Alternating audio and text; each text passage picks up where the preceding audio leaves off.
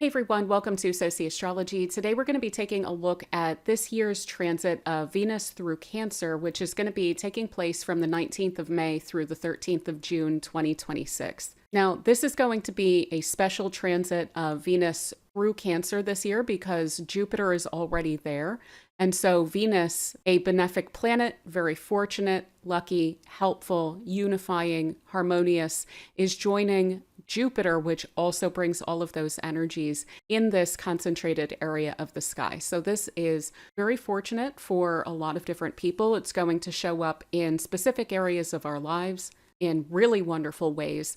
We are getting a double up of Venus and Jupiter in Cancer this time around. So Jupiter takes 12 years to go all the way around the zodiac. And so last year, just after Jupiter went into Cancer, we also had Venus come into Cancer. So we're getting 2 times in a row where we get Venus and Jupiter together. This is absolutely wonderful. It's definitely bringing a huge positive orientation to a specific area of our life this year. And so if you want to look back to the most recent time that we had this alignment, it would be last August. But this transit is definitely going to be feeding into that energy on this 12-year cycle of Jupiter. So this is the luckiest alignment that we're going to have this year. So this is definitely something we're going to want to take advantage of. In the horoscopes, I'm going to take it through sign by sign, and we'll look at where this is most likely to show up for us individually. And those horoscopes are most going to be for your natal rising sign, your progressed rising sign, and possibly also for your sun.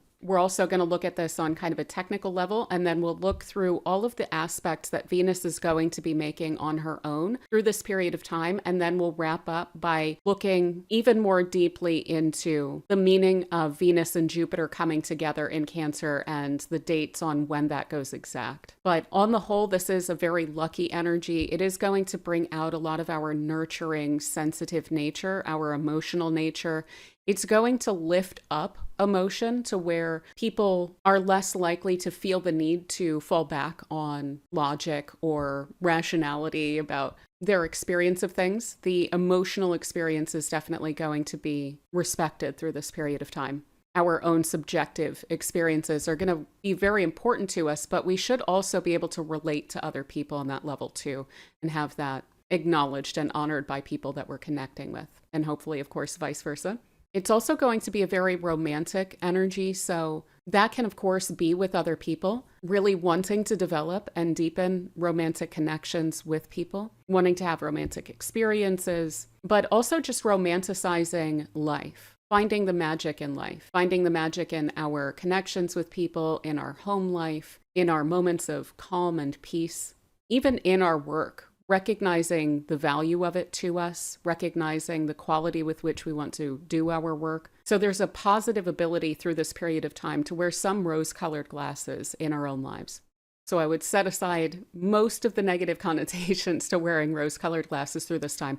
It's likely to be very safe to do so.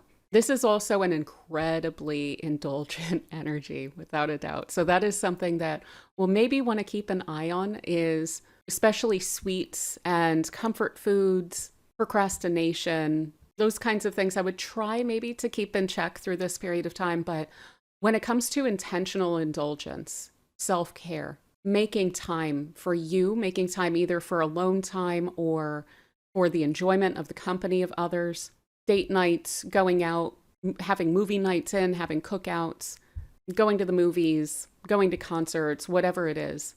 Leaning into what's enjoyable, what's pleasurable on an emotional level and a physical level. So what makes you feel good? Again, I would maybe try and keep in check some of the things that you know aren't good for you, but I would definitely make some time for enjoyment. This is also very hopeful. These planets are quite optimistic. They're in a sign that can make us feel very safe when we feel like things are going well. They can help a lot with momentum as well, making sure that things are going in a positive direction. So we should be able to see some progress in personal projects and things like this, things that we really care about doing well. There's likely to be a lot of optimism, which can easily wind up turning into motivation and momentum as well. Finally, this is a very, very, very protective energy. So similar to what I was saying about this almost exaltation of emotion when we have both of the benefics coming through and affirming the Cancerian energy here. It's also really affirming that protective nature of Cancer, which can be wonderful. It can help us to set some boundaries, especially around things that don't make us feel so good. So creating protective barriers that are life affirming, wanting to protect family members, loved ones, little ones, etc. Hopefully we do see a lot of public discourse around children and their well-being, the need to protect children. But I will say, I've dug into the history of these connections, and especially when we get two in a row, between these two, of like we saw last year in August, and then now we're getting another before Jupiter moves on from the sign, where Venus is doubling up its visitation with Jupiter in Cancer. This is strongly associated with protectionism, or like national protection and arguments to that end, and emotional appeals to like the nation, right? So that's where a little bit of the edge seems to come in with this. We'll talk about this more when we get into that sextile with Mars and the square to Saturn, and then the conjunction to Jupiter, especially toward the end. So before we dive into this further, if you don't mind giving the video a like or hype, I would really greatly appreciate it. So let's get into it. Let's talk about all of the different alignments that Venus is going to make as it is co-present with Jupiter in Cancer. So just after the ingress, what's fascinating is that Mars is actually going to leave Aries and go into Taurus just as Venus is leaving Gemini and going into Cancer. So both of these planets are changing sign at the same time. And it's taking us from an active energy of Aries and Gemini, very quick, very witty, very impulsive, very spontaneous, quite assertive as well, to these more gentle, deliberative, slower energies of Cancer and Taurus. So the energy does get rather quickly quite a bit more deliberative. And this sextile is going to reaffirm that. And it's also going to help that to be still quite productive. There's a lot of passions that get stirred between these two, but there's also a lot of just functionality between the two of them. Having a desire for something to get done and then doing it, basically. So when it comes to the action that we're taking, we are quite a bit more deliberative about it on the front end of this alignment. This would be a wonderful time, especially if the past couple of months have been a little bit fretful for you. This would be a wonderful time to try and slow it down, to try and take care of yourself, maybe take care of your relationships, reorient yourself toward those connections, reorient yourself even toward your home and any sort of home improvements that you're wanting to make, projects, crafts, creativity around the home, maybe even like a nice big spring clean, clearing out the energy. Again, this is also really wonderful for gentle adventures like going to the lake, cookouts, hanging out with people, going out to do things that are caretaking. So going to the salon or going to the spa. Comfort-seeking efforts are likely to go really smoothly during this period of time and are likely to feel much more restorative. And when it comes to our connections with people, especially any sort of teamwork that needs to be done, these two cooperating so nicely together, that's going to help us to get the outcomes that we're all collectively wanting in a way that we're able to stay on the same page. We're able to affirm each other's efforts, create a sense of shared momentum together toward outcomes as well. Also on any sort of personal projects, maintaining momentum as we are moving forward. It may slow down a bit. It's going to feel a little bit less frantic, but we may paradoxically be able to get more done by slowing down. This is also going to be reinforcing our desire to get on top of our finances, to really look at our resources and how those are being allocated, how we're using those, what action we're taking in order to reinforce those resources. And again, the attitude here is very deliberative. So it'll be looking through, trying to consolidate, trying to firm up a sense of foundation from which we're able to grow going forward. So it's really about consolidating our position here. We may see that as well on the global stage where there could be a bit of a flight to safety here. I know that feels like it's been somewhat delayed. So this may be a period of time where we're coming back to that. People shoring up their resources, investing safely rather than aggressively with Mars and Aries and then Venus and Gemini, there may be a lot of frantic moving around of resources in the lead up to this period of time. But both of these signs are really about protection and security, so wanting to hold one's position. There's more of a protection against losses rather than a seeking out of rapid gains during this time. Also, protective efforts on all sorts of other different fronts. So this could be martial, certainly related to wars or military activity, policing efforts. There's going to be a lot of emotional appeal to needing to keep people safe. And so when we get into that mode, it can be really easy for these arguments to skew toward like law and order solutions. So this could have to do with borders, wanting to shore up those borders. I don't know if we'll see things about walls, like literal physical boundaries that are being set, either around communities or around some nations. It's definitely going to be an interesting energy to be dealing with when it comes to asylum or refugees, because what's interesting about especially Venus and Jupiter together, as Venus is in this sextile to Mars, is there is some empathy here. Again, it's protective. It doesn't want for people to be in a bad or vulnerable position, but it is very consolidating. And so it does focus more on its own safety before it's willing to really look to the safety of others or those outside of, quote unquote, the tribe, with Cancer really representing the tribe there. So with the community, the nation held up so high, that's where we start to get into notions of like national security or community security. So what is safe? What's secure? What gives us a sense of being able to relax? We could even see some funds pulling out of investments in other nations and trying to onshore finances and resources. We've already seen some export bans, so there could be some things like that that are playing into this. Additionally, with this traditionalism here, Taurus, this Mars in Taurus is really reinforcing that quite a bit. And this is more of kind of a vibe of, again, looking to the past for what is safe and secure and really relying upon that. But a lot of these kinds of arguments about like who we are and what our values are and respecting elders and going back to those like older truths or whatever it is, that's definitely going to be held up by these energies.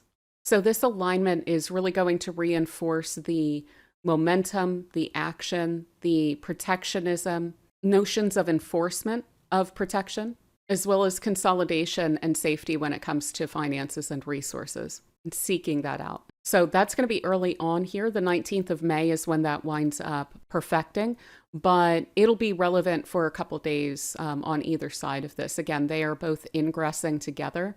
So their alignment at 0 degrees is also likely to make that sextile a little louder than usual.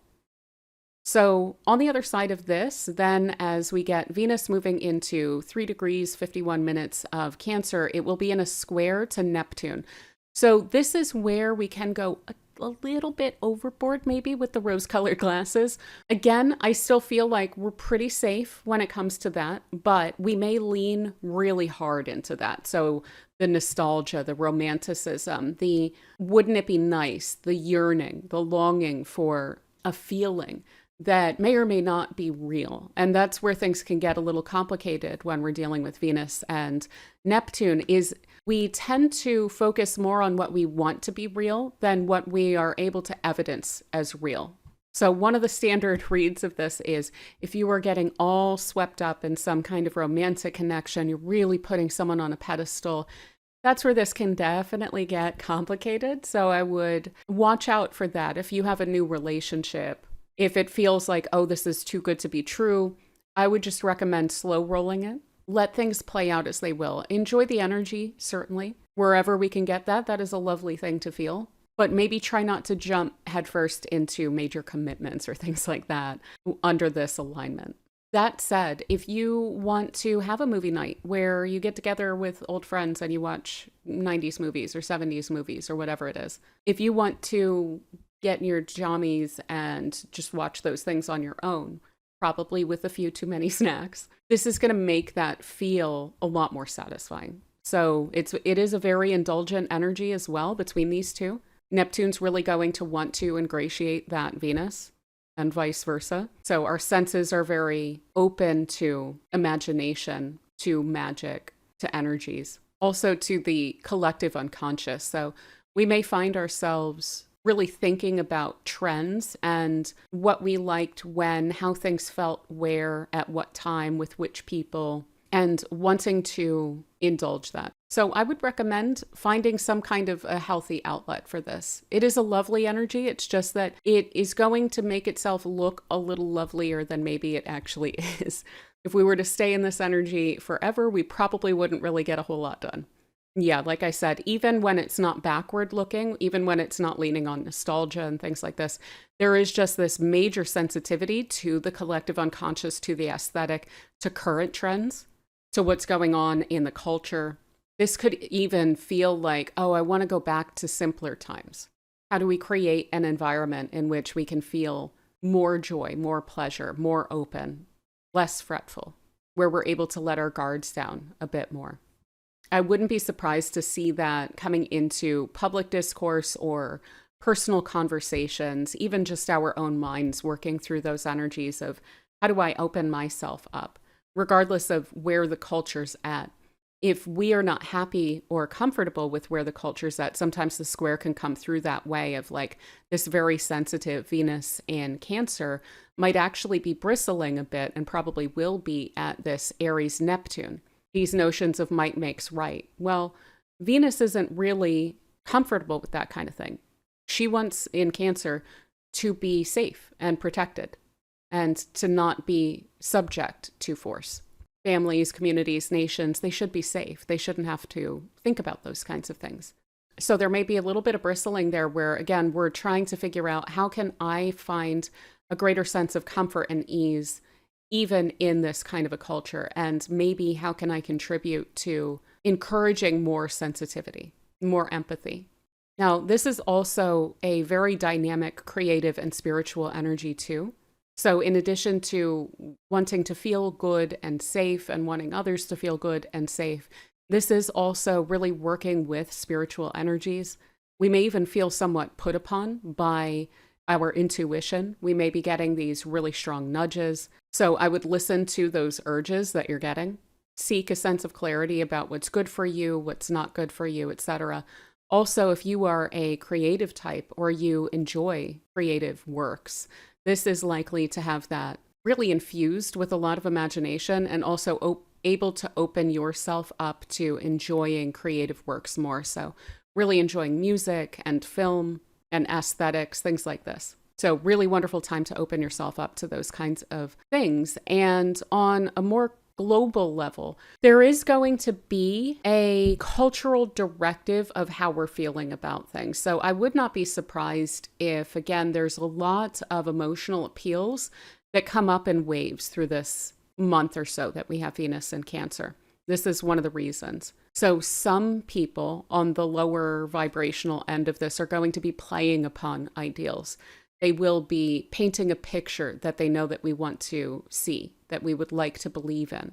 This, on a global level, is kind of like what Venus and Neptune can do on a personal level by putting someone on a pedestal. So I would really try your best not to idolize anyone, whether you know them, whether you don't know them. That's where this kind of energy can get complicated. We can get into a lot of overpromising, a lot of narrative storytelling about how things are when that's not what's genuinely real. So do try to look for evidence of whatever it is that someone is trying to make you believe during this time. Now, on the better end of quite specifically that, this could also just be stirring people up to really embody their ideals, which may align with ours strongly. So this could be someone being, in fact, quite courageous to open their heart, to wear their heart on their sleeve, to make some kind of a statement of emotional strength and the emotional strength of community, of empathy. We may even see some kind of important, significant display of cultural values on the positive side of that. So what is it that we believe in? We could see someone doing that in a way that is very appealing. So while I wouldn't recommend putting people on pedestals, this is a great time to check in on what do we really believe and how can we support those around us who are embodying those beliefs. Again, always looking for evidence though, not just words. Who's really taking action toward these ends too. Now, additionally, the spiritual religious aspect of Neptune is very likely to come into the picture as well. And we may have a lot of discourse or narratives around religiosity, around specific religions, what their values, what their beliefs are. And some of this might be a little bit of spin. You may actually hear religious arguments that feel unfamiliar. Now, interestingly, on the other hand, for instance, we may have some religious leaders that are stepping up and embodying ideals. But some of this may even feel a little controlling around notions of gender, around family roles, things like this. But with Venus in Cancer, which is a relatively feminine energy, receiving a square from Neptune in Aries, which is this narrativized or idealized version of the masculine, that Neptune is kind of putting upon that Venus its own notions of what that Venus should be doing. So a square from this angle, whatever planet is behind in zodiacal order, does tend to have something of an upper hand or an assertive quality toward the other. So hopefully we don't see weird arguments being made about gender roles and things like this, but I wouldn't be surprised to see that kind of thing. Like I said, there's going to be a lot about narrative, emotional appeals to a specific kind of a picture that's being painted that may or may not actually be real. It may be a kind of funhouse mirror situation where we're getting distorted visions of what's actually going on because some people are trying to manipulate a bit. That can come through with Neptune, certainly. So that's where the overpromising, that's where the if only we did this, which is likely to come along with arguments of if only this type of person and this type of person and this type of person were controlled or punished, then everything would be fine, kind of thing. Additionally, Neptune is very expansive. It is kind of maximally expansive. We also then have Venus, which is very affirming, co-present with Jupiter, which is also expansive, and it's in a very fertile area. So this could be quite inflationary, either of our hopes, our visions, etc., but potentially also financially, because Venus does speak to money. So hopefully not. Hopefully this is not food inflation that we're really starting to see. But again, I would not be surprised to see that with this alignment. What I do think is interesting about kind of a lot of the alignments that we have here is I wouldn't be surprised as well, though, to see some national level stimulus. So trying to actively inject more money flow into the general circulatory economy, which itself is, of course, inflationary, but is also supportive of people's well-being kind of in the short term here. So that I also would not be surprised to see. Now, on the other side of that square to Neptune, then we're going to get a square to Saturn when we have Venus almost at 12 degrees, 11 degrees and 59 minutes of Cancer. And this is going to be a little bit more frictive. Saturn is a separative energy, and it's in a hard aspect with Venus, which is a unifying energy. Again, when we have squares at this angle, it is the one that is behind in zodiacal order, which has something of an upper hand. So Saturn is definitely putting upon Venus during this time. So there may be a moment toward the end of May where we feel a sense of pressure, where we feel a sense of almost needing to justify ourselves, needing to justify our desires or our pleasures, our joys, what we like, who we like. So there could be a moment here of pressure within relationships or within families where there's some sense of disagreement or disconnect between what we ought to be doing and what we want to be doing. So this could be between our responsibilities and our desires when it comes to what we're doing, but also, again, who we are connecting with. Is this a responsible person to be connecting with? This could show up. Sometimes Saturn in Aries can quite literally show up as an irresponsible kind of an energy. And I would worry a little bit about sometimes we can have people in our lives that aren't the most responsible, and then we need to clean up a mess after them for some reason. So likely a lot of us individually will be dealing with that kind of thing where we feel like someone else has created an issue that we're needing to respond to. Now, the benefit to that is that we can see some people more clearly. And that is another thing that we tend to get with Saturn is consequences. And so consequences tend to bring clarity about what is actually the result of going in this kind of a direction. Now, it can be a little bit disappointing, but again, it is still beneficial to see things clearly. So that square to Neptune that we had where we were all up in the air, we're meeting reality at this point. So a very literal example of that would be putting someone on a pedestal saying, this person's so awesome, they're so fun, so exciting, I love this connection, we just met, but this could be kind of running into a wall of, oh, wow, this person's fun, but they're not exactly responsible. And maybe there's even a major problem there. And so feeling the need to maybe take a step back and get real about an illusion that we may have been under for some time.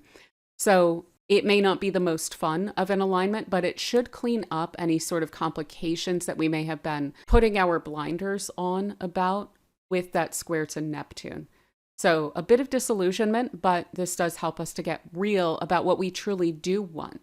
So sometimes like getting stirred up by things, that square to Neptune, it can clarify what would be really ideal. But then when we get into the connection to Saturn, it's about, okay, how do I get as close as I can to that while remaining practical, productive, efficient, responsible? This is also going to be quite subjective when we're dealing with these squares between Aries and Cancer, certainly. Hopefully this is not going to look like, though, again, I'm not surprised remotely if this is how it winds up playing out. It may feel like everyone is very sensitive to their own emotions, but not so much to others. So the empathy may seem to take a bit of a dip during this time where it's shut down toward other people, but it's very much indulged in and ingratiated in on our own level. And we may find that there's a lot of people expecting others to ingratiate their own emotions while not reciprocating. So I do worry a bit about the reciprocal nature of the caretaking of Venus and Cancer getting interrupted here. The sensitivity becomes very individual under this energy. Additionally, we may feel like we are needing to make a lot of emotional labor or feeling very determined to get ourselves into a specific kind of an emotional state. So that may require developing some boundaries or asserting some boundaries, making some things clear of what is acceptable to us and what's not. I can only recommend that we are quite clear about the emotional demands that are being placed on us during this time and that we are placing on others. Try to see if you can get something into a reasonable and reciprocal state here if there's any sort of struggle with that. We may also just find that our patience with people, that our desire to connect with people is lessened during this time too, and we may just want to withdraw. And I would say no harm, no foul there. So on a global level, we are likely to see some kind of accountability for indulgences that we're running straight into. So overspending, the hyper indulgence of the richest among us, we may see some blowback to that. We may see some blowback to extremes of speculation. So market corrections, things along those lines. Also looking at, rather than just the assertive, aggressive, I'm going to double and triple and quadruple my money and blah, blah, blah, and I'm going to get mine, etc. This could also run us into a wall when it comes to that. And those among us who tend to do that, where there's going to be some questions, I think, coming up about what's real, what's of real value versus what we just want to be real. So this isn't necessarily going to offer a huge amount of gains on bubbles, on speculation, on things that aren't genuinely contributing to material physical reality. So this is likely to look like barriers to overinflated markets. Again, that overinflation could even be hitting markets when we get that Venus square to Neptune. There may actually be a lot of speculation, a lot of overspending, a lot of buying of hype, and then running into some consequences here for that. Additionally, when it comes to physical markets and physical goods, there may be some barriers there as well that we're running into. So looking at the world, this would not surprise me to see shortages or things just not showing up as quickly as we're expecting for them to. Now, I wouldn't expect that this is across the board, but certainly we could see this with some items. And that can be frustrating for the ability of companies or markets to sell things to get that return. Now, what I was saying on a personal level about the subjective sensitivity and how we may feel sensitive to ourselves, but not so much to others, that's also likely to be seen on a global level too. So what I was saying about like asylum or refugees or people who need aid, and how it's likely to be a bit of a mixed bag under this transit. This would be one of those moments where I would expect to see some complications along the lines of empathy and kindness. Venus also has to do with peace and diplomacy, so we could see some barriers or some walls getting in the way of those things. Major challenges to diplomacy, like people dragging their feet when it comes to coming to an agreement, maximalist positions getting in the way of cooperation. In addition to markets, this could speak to budget constraints on a national level as well. Now, that may have something to do with stimulus and trying to figure out what's actually going to work and what's not. Hopefully, there hasn't been overpromising. That was something that definitely happened during COVID, where the US government in particular kept floating and kept teasing that there would be a bigger stimulus or like a stronger support for essential workers, and then those bills didn't wind up getting passed. So hopefully we're not seeing something along those lines. We may want to not get overexcited about the promises that are being made, especially in the third week of May, rather getting to the end of May before we really believe what people are saying. The barriers to kindness could even come in on that level, where there could be then austerity arguments being made that are kind of getting in the way of any sort of stimulus or support systems. Additionally, the thing with Venus and Jupiter in Cancer that I tend to bring up, it's a bit of a wet blanket, I hate to bring it up, but it's definitely going to be a bit more reinforced than usual under that square to Saturn as well, is nationalism. So the tribalism of Cancer, of this is my family, this is my community, this is my nation, this is what I identify with, and then otherizing anything that falls outside of that, and exalting oneself and quote unquote one's own above others. That can be a real problem, and it can wind up being utilized to justify all sorts of not so nice actions. And that's where I think Venus and Jupiter in Cancer can wind up actually kind of letting us down, because we expect the empathy. But if there's any sort of consolidation, if there's any sort of a fly in the ointment, which especially that square from Saturn is likely going to wind up bringing in here and there, that's where people can really start to take advantage of national level arguments and otherization kinds of arguments, the walls that go up around communities. And then out of arguments around safety and security, national security, for instance, we can get into ostracization of entire groups, of fear-mongering and demonizing and dehumanizing kinds of things, which again runs counter to the way that this is going to wind up hitting a lot of us, which is in our hearts. Really wearing our hearts on our sleeve and wanting to take care of everyone, especially those of us who have a perspective of belonging in tribe as across humanity. So that is something I would steel yourself for a little bit, if you agree with me on that. It is a lovely energy, and certainly we will find a lot of people to connect with on that level. But on a policy level, I wouldn't just expect that. So finally, this is bringing us into the exact conjunction of Jupiter, which is going to take place on the 9th of June this year. Again, we're not going to get another one of these for 12 years. When we get the two of them together in any sign, that's absolutely wonderful. But what's extra special about it happening in Cancer is Venus is quite happy here. It's a comfortable sign for Venus to be in, but Jupiter is exalted in Cancer. And so this is one of the strongest positions that Jupiter can be in. So this is a very, very formidable alignment between the two of them. On a personal level, this is almost without fail an extraordinarily positive alignment. The only potential downside here is, again, going to be notions of indulgence and hedonism. So what feels good and really lifting that up.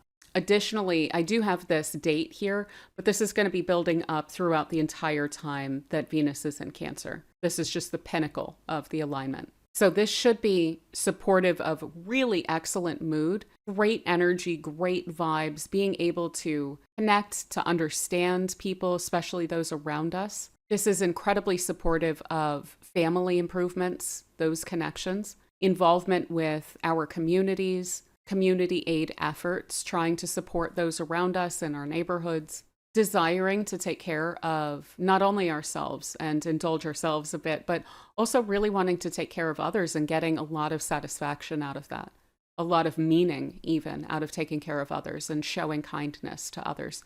So with everyone supported in that energy, we're likely to have better conversations, better connections, even with just people that we're dealing with on the street or in the grocery store or at the market or wherever.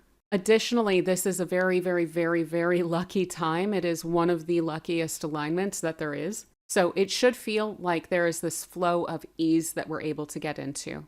And it should feel like, why is everything going right? And we may even look at that as, when is the other shoe going to drop, and get a little nervous about it. Things are just likely to continue to flow more smoothly throughout this period of time than usual. Now, one thing I tend to point out about luck as well is that often it is a mixture of good timing and optimism.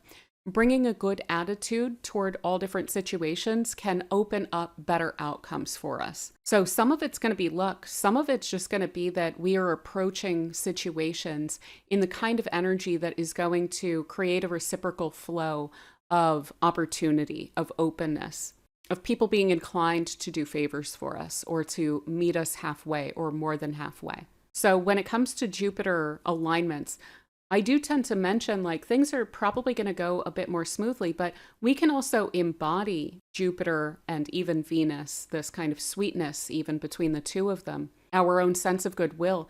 If we bring that to bear, that's just going to magnify the benefit that we're getting from these transits. So I would really focus, again, especially when we start to get close to the 9th of June, when this energy really starts to hit a peak. The kinder that you can be to others, you're just going to be magnifying your own reward out of this as well. That flow and good timing is also going to be affecting our inspiration. So again, anything we want to get some momentum on, if you are a creative type, if you are a writer, if you're a musician, I would really be leaning into your creativity during this time. Or if you need creative solutions to issues, this should enable you to see what's going to work best pretty easily. It should be quite obvious. And so following that flow of ease should be easier during this time too. Now, I know that I've been mentioning some complications with markets because of the squares to the energy in Aries, but this should be a time where we feel a sense of financial fortune or a sense of financial relief. On a personal level, this could be more inflow. This could be some kind of a windfall. I wouldn't be surprised if we see an uptick in like the number of settlements or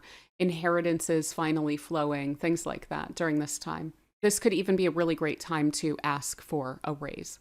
Maybe to seek out an interest rate increase or something like this. If you need a grant or a loan, this could also be a great time to seek that out. Now, we may again see some overinflation of markets, so stock market, people getting excited again, people being more optimistic financially. And so there could be some benefits that people are receiving from that as well, especially if anyone has held a pretty responsible position throughout that square to Saturn. Now, this is also going to be working on our wisdom, our intelligence, any sort of learning. This is going to be very fertile when it comes to developing a deep memory or a deep, meaningful understanding.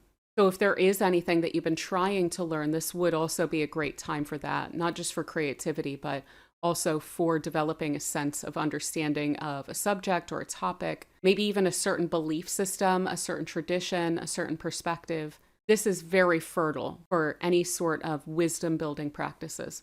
Maybe this is spiritual wisdom that is being sought out. This would be incredibly supportive of that. So if you are working on your intuition, if you are working on trying to understand different philosophical perspectives, bring that together in a way that makes sense to you, this should be very supportive of that too.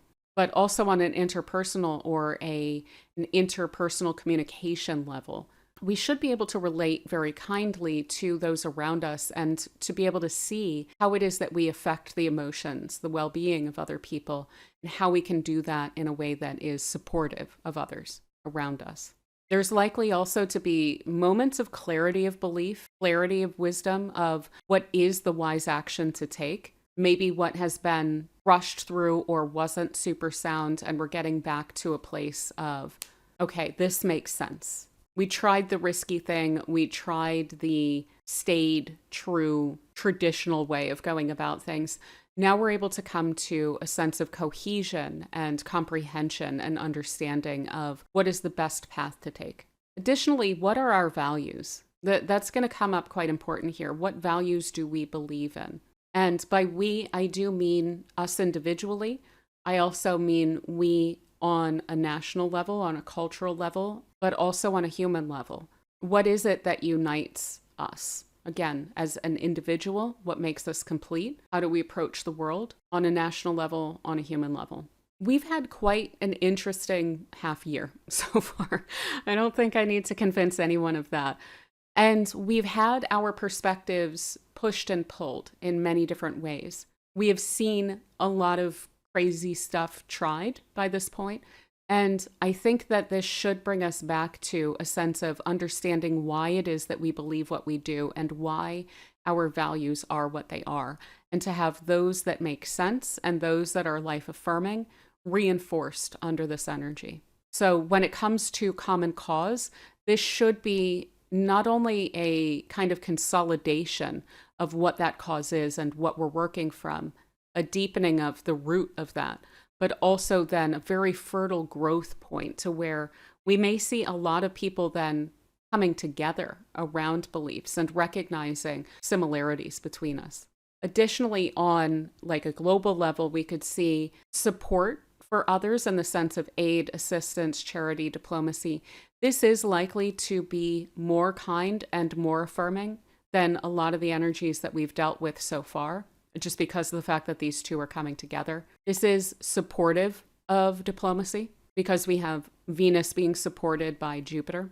The charity and the goodwill of Jupiter is being supported by Venus here. They're coming together in the form of aid and assistance. So we should be pretty good, especially on like a community level. Those who need some help throughout this period of time, there's likely to be a lot of desire to help each other out, to see each other do well, to support each other. And we may even find ourselves as a species coming back to the notion of what is it that I can do for others and finding that very meaningful.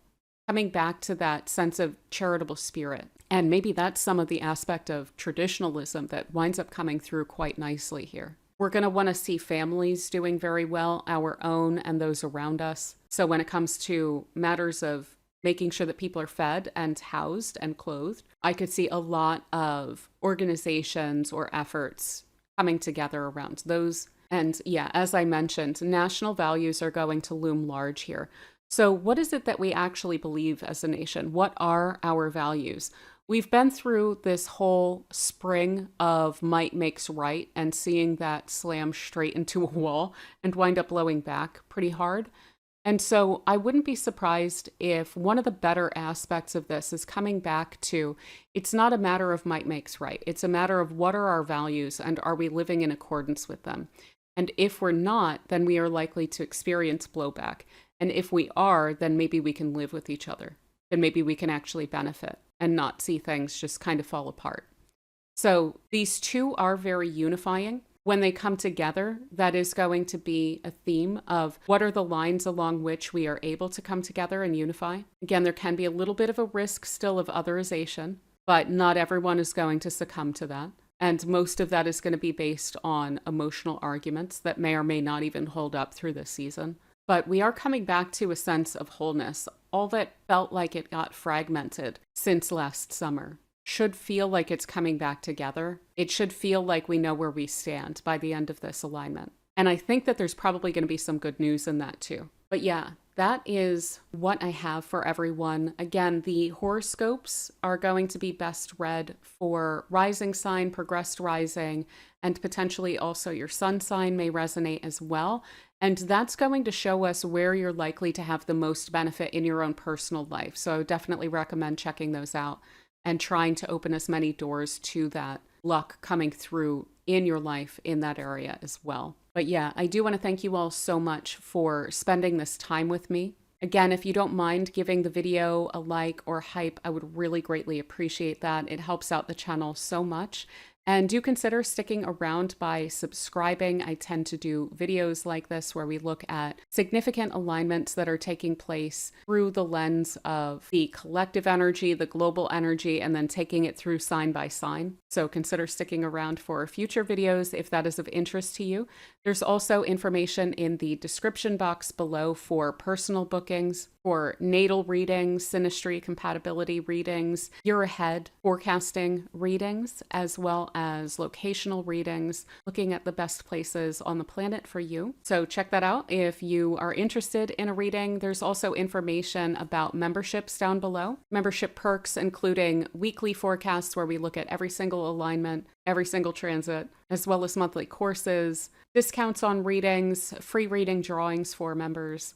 And I do want to thank you so much to the members of this channel for your support. I really greatly appreciate it. Much love to you. And without any further ado, let's get into the sign by sign.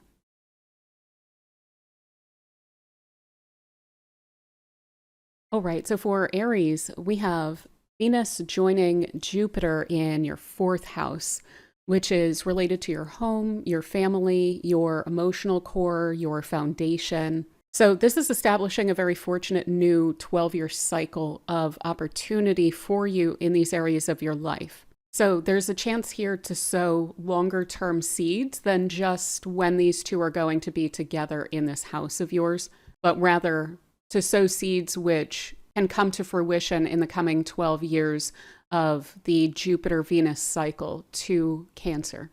So this is a really wonderful period of time to lean strongly into the enjoyment of your home, prioritizing that, making improvements around your home. This could be redecorating, taking seriously the quality of energy in your home and how you're wanting for that to feel. So what do you want for your home life to look like? What do you want your home to look like? This would be a really wonderful time to get clear on that and maybe try and take some steps to kick that off. Now, you may also find that you are hosting events, that there's some kind of hospitality in your home, which should feel very supportive. It should feel very warm. It should feel very sensitive. Now, also when it comes to your family, there's a lot of opportunities here to kick off a new cycle with them. I wouldn't be shy to take this time where you have both of these planets helping you out in this area to address any issues that you may have had in this area, or to speak openly about your feelings toward your family, to try to establish stronger, better, more sensitive, more emotionally satisfying ties to your family as well, to redefine your relationship within your family or your role within your family if that is something that you've been less than satisfied with up until this point. This could certainly be planting seeds around wanting to establish a created family as well. So making plans to have children, or again, like I said, what is it that you want for your home or family situation to look like? Maybe you don't want children, but maybe you want to live within a specific kind of a community, or to even establish a community. This would help quite a bit, again, with clarifying that, with some of the steps that you're taking toward those things going a lot more smoothly, and basically seeding any of those plans that you have with a very fortunate energy that's likely to wind up coming to fruition. So part of the way that we look at this as astrologers is that what we have here is a lot of charts, a lot of alignments of planets that we can utilize to kind of infuse into anything that we're initiating during a period of time. So again, that's the way that I really look at this, is you have an absolutely wonderful, like the best possible alignment here to establish or birth something that it in and of itself is quite lucky, fortunate for you. So again, not only family, but close relationships. Who is it that you're wanting to live around? Who is it that you're wanting to connect to emotionally? This may really draw out a parental kind of an instinct in you, where you're wanting to take care of people a lot, where you're wanting to give to people, where you're feeling an almost overwhelming sense of goodwill toward others. And I would definitely recommend leaning into that as well. What's interesting here is that this is kind of the area of your chart that is most associated with what you concede deep down in yourself. So the more that you can lean into these sensitivities, gratitude, kindness, the more this is likely to continue to pay off throughout the coming years. Yeah, like I said, this is probably going to feel like an instinct to beautify your space, to make it nicer, more harmonious, to redecorate, to clear things out if there are objects or things like that that you're not quite satisfied with, that you don't enjoy. This can really feel like nesting, like you are creating a space where you're wanting for people to come in, either children or friends, family, community. I would also definitely recommend doing an intentional clearing of the air or the space within your home. Maybe even purchasing some like protective amulets or anything that you would like to have in your space. If you do that under this energy, it's more likely that it's going to wind up being incredibly beneficial to your space. Now, also, this is a place of your past. So all the things that have come before, this can have to do with conditioning, especially related to the role that you play within your family. Sometimes we can get into behavioral patterns or habits based on the roles that we've played. This can be events from the past, relationships from the past, especially emotions, like memories, basically. So this is also a really wonderful opportunity. If there's anything that you know you've been sweeping under the rug that you can just, I don't really want to pick at that. I don't want to deal with that right now because I've got other stuff to do. It's a lot safer to do things like that when you have Venus and Jupiter in this place. And it should be a period of time where you find it is easiest to make peace with the past, or to make peace with how you felt about things, with the experiences that you've had, with the benefits from any sort of complicated rites of passage that you've gone through, any testing times. You may even find that there is a connection from your past that wants to be harmonized or wants to come back into union.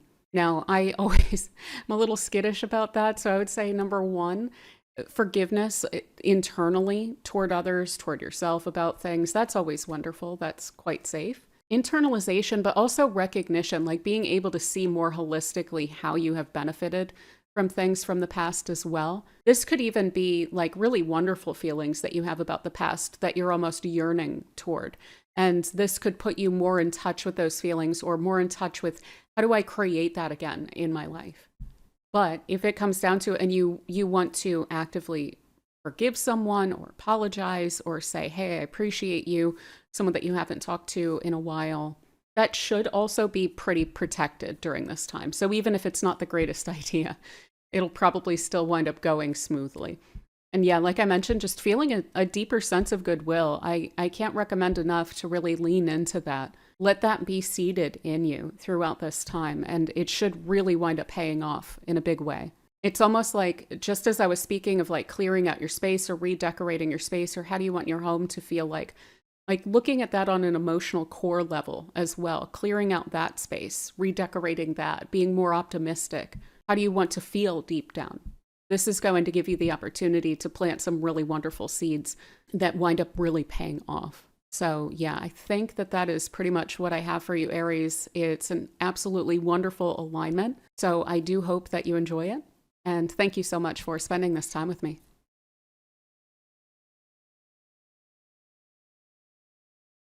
All right, so for Taurus, we have Venus joining Jupiter in your third house. And this is the place of your connection to community, your communications, your relationships with peers, with siblings, with neighbors. This is the place basically of your everyday life, that which you are engaging with and which is around you. And again, all manner of communication, media, writing, transit, travel, things like that. So this is establishing a very fortunate new 12-year cycle of opportunity for you in these areas of your life. So when it comes to your communication, your personal expression, especially verbal or written expression, this should be really fortunate and helpful in connecting you with people that you really like to share your ideas with, that are affirming, that feel good to connect with. You may feel like you're able to communicate more emotionally, that you're able to wear your heart on your sleeve a little bit more and feel comfortable and feel safe doing so. You may also just find that you are connecting with people with which you want to do that, who have good words of advice, that accept your good guidance and words of advice as well. That's something that this is also going to be very supportive of, is you having a really wonderful influence, especially through your words, on the people around you. So I would definitely expect for communications to go more smoothly, to be more kind, to be more affectionate. When it comes to people that you are connecting with just in your day-to-day, like strangers, acquaintances, this should also make those conversations more harmonious, a bit deeper in terms of content, more fascinating, more enjoyable. Maybe there's more discussion of lighthearted topics and conversations that you like to have with people. But people should just also feel like to you that they're in better moods, that you're more able to joyfully meet them where they're at. People are also likely to be more inclined to just do you favors for no reason. So upgrades and bonuses and things like that coming through.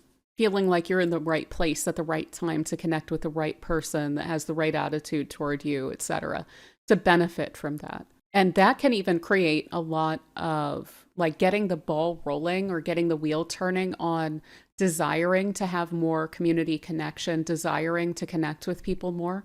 So this could be planting seeds around, like, for instance, let's say if you had been on social media quite a bit over, like, since COVID, like a lot of people have. And I feel like a lot of people think that people are a bit jerkier than they are because we see so much stuff on social media where people are quite jerky. But if we actually deal with like real people around us, often we can find that they're more reasonable than we wind up expecting. And especially if we are in the energy of this conversation's going to go well, this person is going to have a good attitude toward me. There's also just a real openness and inclusiveness among these. So, for instance, instead of trying to like get out ahead of and kind of categorize people and like suss out situations, this can just be like, yeah, no, this is going to be fine. It's going to be great. I like people before I meet them, right? So just expecting the best out of situations and then being able to tap into that a lot more. And that can create a really wonderful habit that you can take with you for years to come. That could even wind up resulting in like leadership positions within community or getting involved in different groups, having a more enjoyable social life going forward as well. Now, also when it comes to siblings, quite literally they show up in this house, extended family. This can be really wonderful for like tapping into and developing and making more kind and understanding and emotionally open those connections to where there's more support between you and siblings, especially if there's been any sort of competitive edge to your relationships with them. This should enable you to create a new kind of a relationship that is much more supportive, rooting for each other, but also with peers, with community, with neighbors especially. So if there's any conversations you need to have with neighbors or even little favors that you need to ask for, you should be getting very affirmative responses from neighbors during this time. Maybe it would be wonderful even to create a group within your neighborhood for some reason or another. If there's something that you guys are wanting to have improved, or if there's some support system that you're wanting to do, for instance, like a tenants association. Now, this doesn't also just have to be physical space neighbors. Like this could be finding really excellent groups online that you really enjoy, or forums, yes, they still exist, that are really supportive on certain topics, or chats, or like Facebook groups, or whatever it is. A place where you feel like you can really belong and like you feel like your ideas or your communications, your quips, anything like that are really appreciated. So I would be really thinking about, what do you want for your connection to your community to look like? What are you wanting for your community to look like? Maybe there are some seeds that you're wanting to plant there. Maybe there are not just like, okay, improvements that you're wanting to make around the edges to your community, but maybe you have some concept of community that you're actually wanting to build out. This would be a really wonderful time to be optimistic about that, start to plan that, start to talk to people about that. Maybe there's like a community market that you're wanting to have because there isn't one. Maybe it's like an event that you're wanting to establish. Maybe it's just hosting people more, or going out more, connecting with people more. It could be even like establishing a social group that meet up and either just go out for the fun of it, or like a reading group or something like that, study group, whatever. So yeah, just establishing a sense of optimism, playfulness, fun in your everyday life. What do you want for your day-to-day to look like? This offers the kind of attitude and energy to establish the first steps of that, basically, the first steps to building that out. Now, additionally, coming back to expression, connecting, learning, writing, if you are a writer, this is going to be definitely planting some seriously positive seeds for you for some years to come. You may find that there's even a series of writing that is going to be playing out for you in the coming 12 years, which may get a lot of really good feedback if you decide to share it, or it could just be very deeply emotionally satisfying. I would definitely recommend, if there's any sort of thoughts you've had about journaling and you're not doing that yet, I would absolutely be leaning into that. I know Devin Dewar has on her channel some interesting stuff about that, but also learning. So what is it that you're fascinated with? What is it that you're interested in? Especially on a practical level, like skills, or maybe this is learning a program or learning a type of technology. Maybe this is learning to work with AI and be a little bit more optimistic about it, about how you're able to utilize it, making certain tasks that maybe you don't like to do, being able to outsource some of that to AI and therefore just have a more enjoyable everyday experience because there's certain things that you don't need to put as much time or effort or energy into. This could even be learning about like people skills or communication styles, like interpersonal communication. That would be such a wonderful way to utilize this if that's something that you've wanted to work on or dig into, like how to communicate in ways that are really beneficial. Additionally, on social media, this can be really good feedback that you're getting too. So if you are on like Twitter or Facebook or whatever, this could bring a lot of people in. This could bring a lot of attention to your accounts and bringing in a lot of followers, especially if you share your ideas quite a bit or you communicate with others about your ideas. I also wouldn't be surprised if there's like I was saying, if you're wanting to start up a market or some annual event or again, a reading group or whatever it is, I wouldn't be shy to like put that on Facebook. Let your friends see that. There may be some people who are really on board with that. This is also showing like allies, people who are supportive of your ideas as this is transiting together through your third house. And yeah, networking here. So socializing, I would just be communicating with as many people as you can. It should be more enjoyable to communicate with people. You may find that there's less of a tensing up of your body when emails come in or texts come in or phone calls come in. You may just find that small talk and connecting with people is a little bit easier and it feels less burdensome and it feels more beneficial. So if you've been wanting to establish yourself more in your community or open up more opportunities, talking to people is going to be really excellent for that. Additionally, transit travel shows up in this place, so that's also likely to be very enjoyable. That may be something that you decide you want to create more of in your life, like you want to travel more. Now, that can be far afield. The third house is most typically associated with quote unquote short distance travel or the places that you can kind of reach within a day. Airplanes don't count, right? So like around your neighborhood and the surrounding area, maybe like within your state or whatnot, but it's also just transit. So the actual experience of being in transit, that may be something that you, for some reason or another, really enjoy. And you may decide that you want to do that more, to just go on more like maybe hopping around different places, going and exploring more communities, more neighborhoods. But this can be like prioritizing road trips or prioritizing day trips and deciding like, I'm going to go on 4 day trips a year. I'm going to go camping once every other month, whatever it is. I'm going to go to the lake as many weekends as I can going forward. And you could create a really wonderful habit of that by planting that seed around this time. So basically the way that we look at this astrologically is that you have this transit ongoing. And if you initiate something around this period of time, you're basically locking in and working with this chart for as long as that thing that you've initiated goes on for. So that's why this is such a really wonderful opportunity that's going to carry us even beyond just this transit.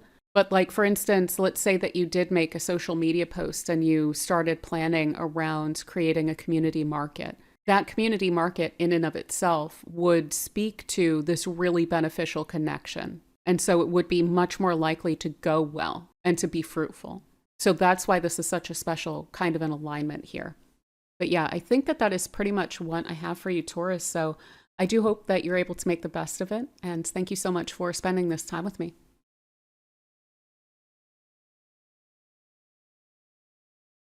All right, so for Gemini, we have Venus joining Jupiter in Cancer in your second house, which is related to your personal resources. So finances, income, the things that you own, what you value, and the value that you carry, the value that you provide. So this is establishing a very fortunate new 12-year cycle of opportunity for you in these areas of your life, basically to get your relationship with your personal resources to where you're wanting it to be. So when it comes to your financial situation, when it comes to your earnings, your income, what are you wanting for that to look like? And this is about being quite optimistic about that. I would imagine most of our answers would be like infinite money, right? But what is it that you're wanting? Being optimistic about that, getting clear on how it is that you create those opportunities, reaching for those things, being optimistic about that, not feeling like you're stuck in a situation. What do you want for your personal security to look like as well? It may even be worth looking at this a little bit less in terms of numbers and more in terms of a sense of security and having plenty. So what is your relationship with plenty? What does that look like for you personally? Not looking to how other people define that or their standards, but what is your standard of comfort? What is it that you love? Now, part of how that's going to come into the equation here is all of the soft skill aspects of this. So how is it that you improve or reinforce your own value, the value that you provide? Now, maybe this isn't necessarily about establishing new skills, upskilling, or whatever it is.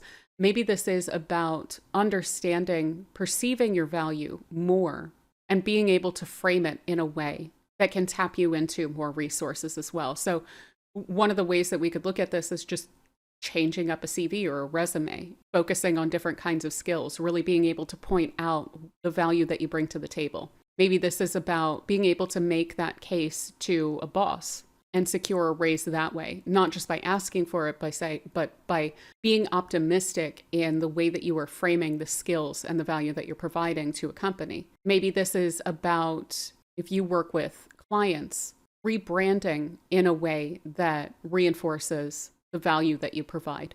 Maybe this is about looking at where you're at, looking at the experience that you're bringing to a situation.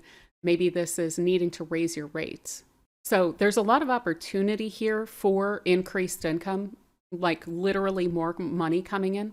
And this would definitely not be a bad time to ask for that kind of thing, especially as this transit is ongoing. Even if you don't get the positive answer quite yet, even if there's a bit of a kicking things down the road, planting those seeds around this time, they're more likely to be fruitful since you're working with both of the benefics here.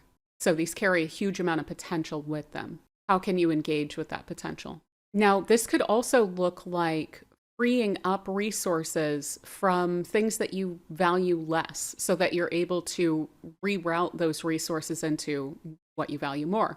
So maybe this is cutting certain expenses and refocusing that money on what actually provides value, what actually increases your quality of life. I wouldn't be surprised if there's some kind of an opportunity to make a purchase that's going to have a really strong impact on your life as well.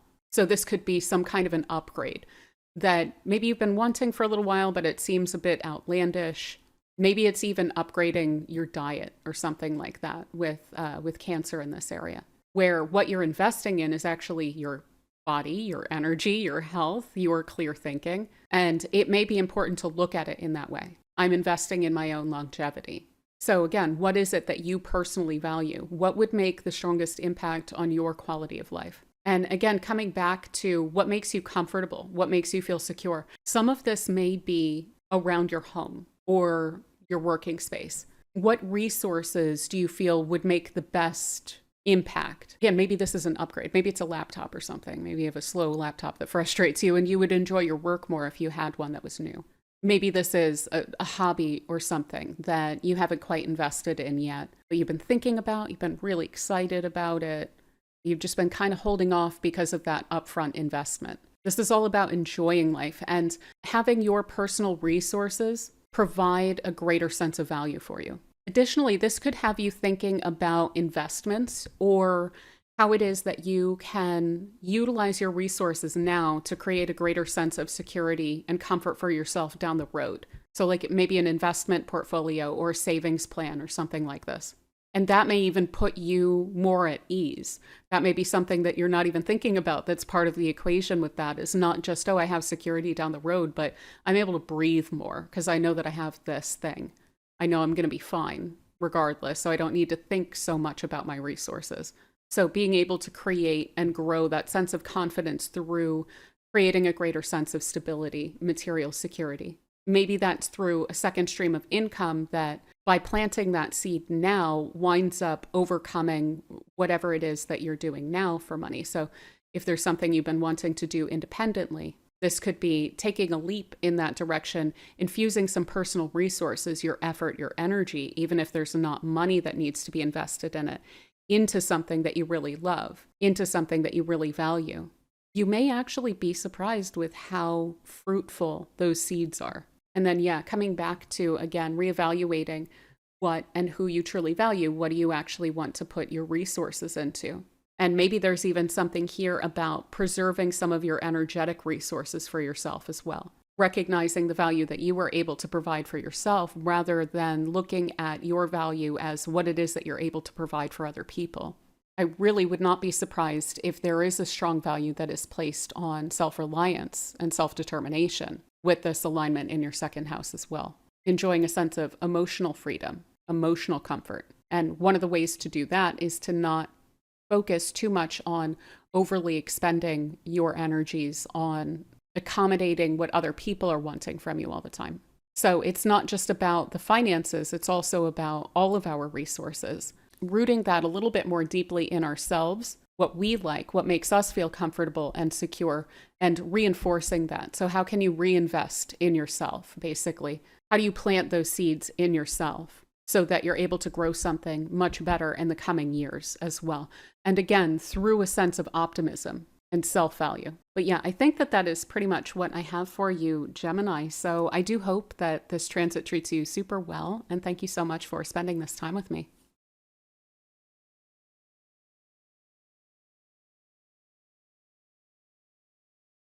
All right. So for Cancer, we have Venus joining Jupiter in your first house, which is related to you, yourself, how you approach life, how you see yourself, the roles that you feel like you play in life, your interactions with people. So also your body.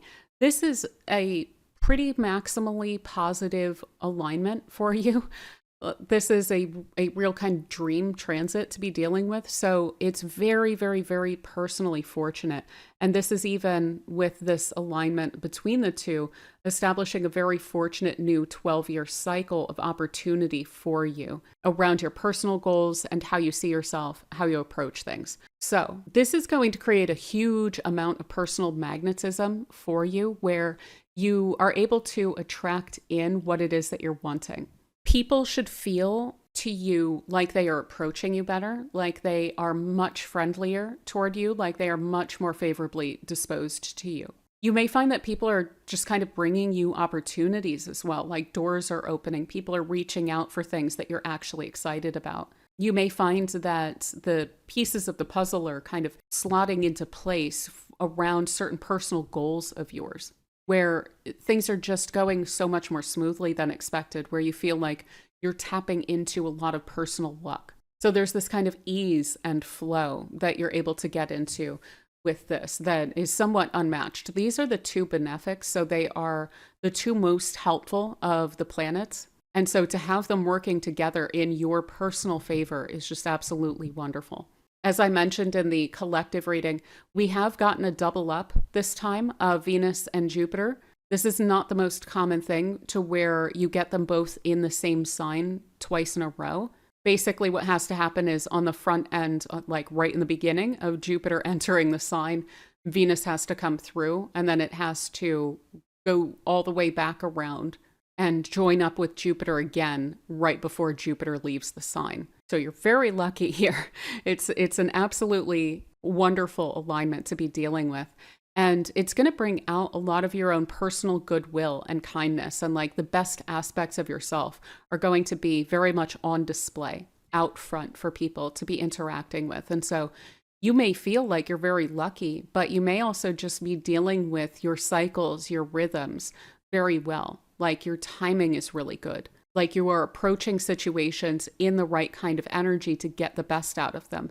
If you are optimistic and you're bringing a smile to people, doors are going to open in any situation more than if you approach with a scowl or you approach with skepticism, right? So this is also, it is about luck. It's about things falling into place, but I wouldn't discount how much of that is based on the energy that you're bringing to a situation, your attitude. You may also find that throughout this period of time that you are very supportive and affirming of other people who are around you. So you may be really building people up. Your own personal nurturing nature is going to be really reinforced through this period of time as well. And you may find that you're almost brimming over with a desire to be kind, to nurture things, to take care of things.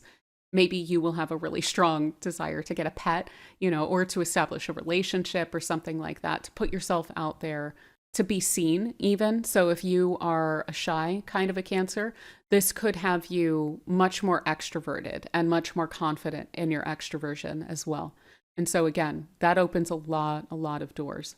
Additionally, this is really encouraging you to focus on what you love, to focus on your personal goals.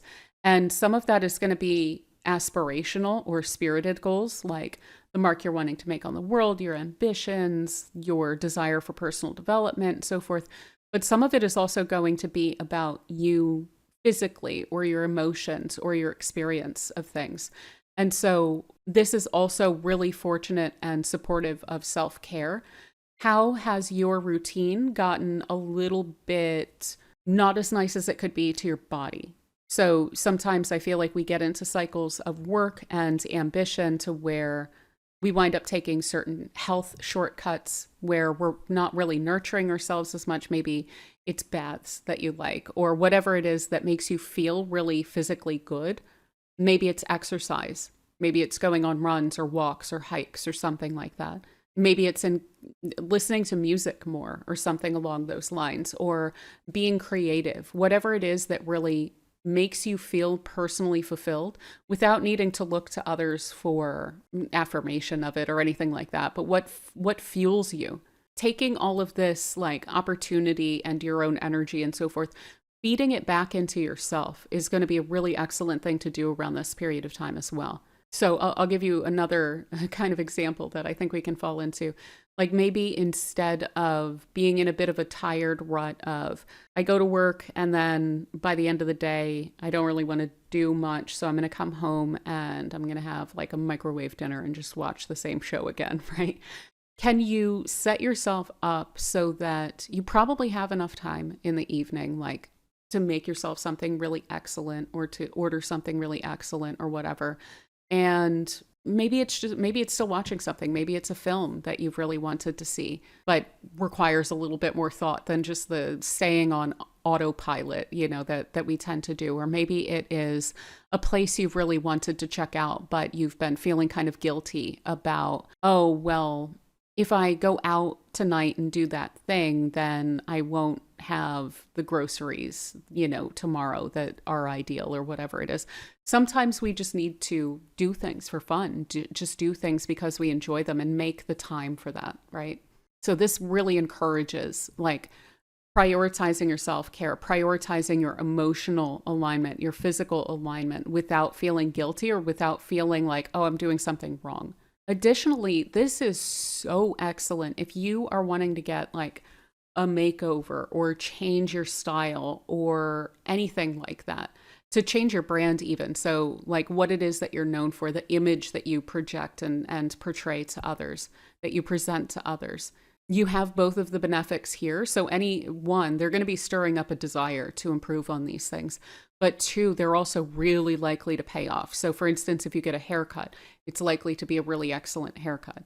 If you get some kind of redesign to a website or something like that, or if you go shopping during this time and you allow for yourself to go a little bit outside of the lines of what you usually do, it's likely to go over well. Basically, you're likely to pull it off, But yeah, I think that's a lot of what I have for you, Cancer. It's just going to be a really wonderful time. So focus on your personal goals. Focus on how you are wanting to feel in your life and try and plant seeds toward that end, because you can really create something that's going to develop over time here, that's going to pay off across a lot of different areas of your life. And also try to be as open as you can to the opportunities that are presenting themselves to you, because they are showing up as both of the benefics. So they're showing up as definitely positive. So try not to have any doubts about what's opening up to you around this time, and ask for what you want as well, because you're likely to get affirmative answers. So yeah, I think that's what I have for you. I do hope that it treats you super well and that you're able to get the best out of it. And thank you so much for spending this time with me.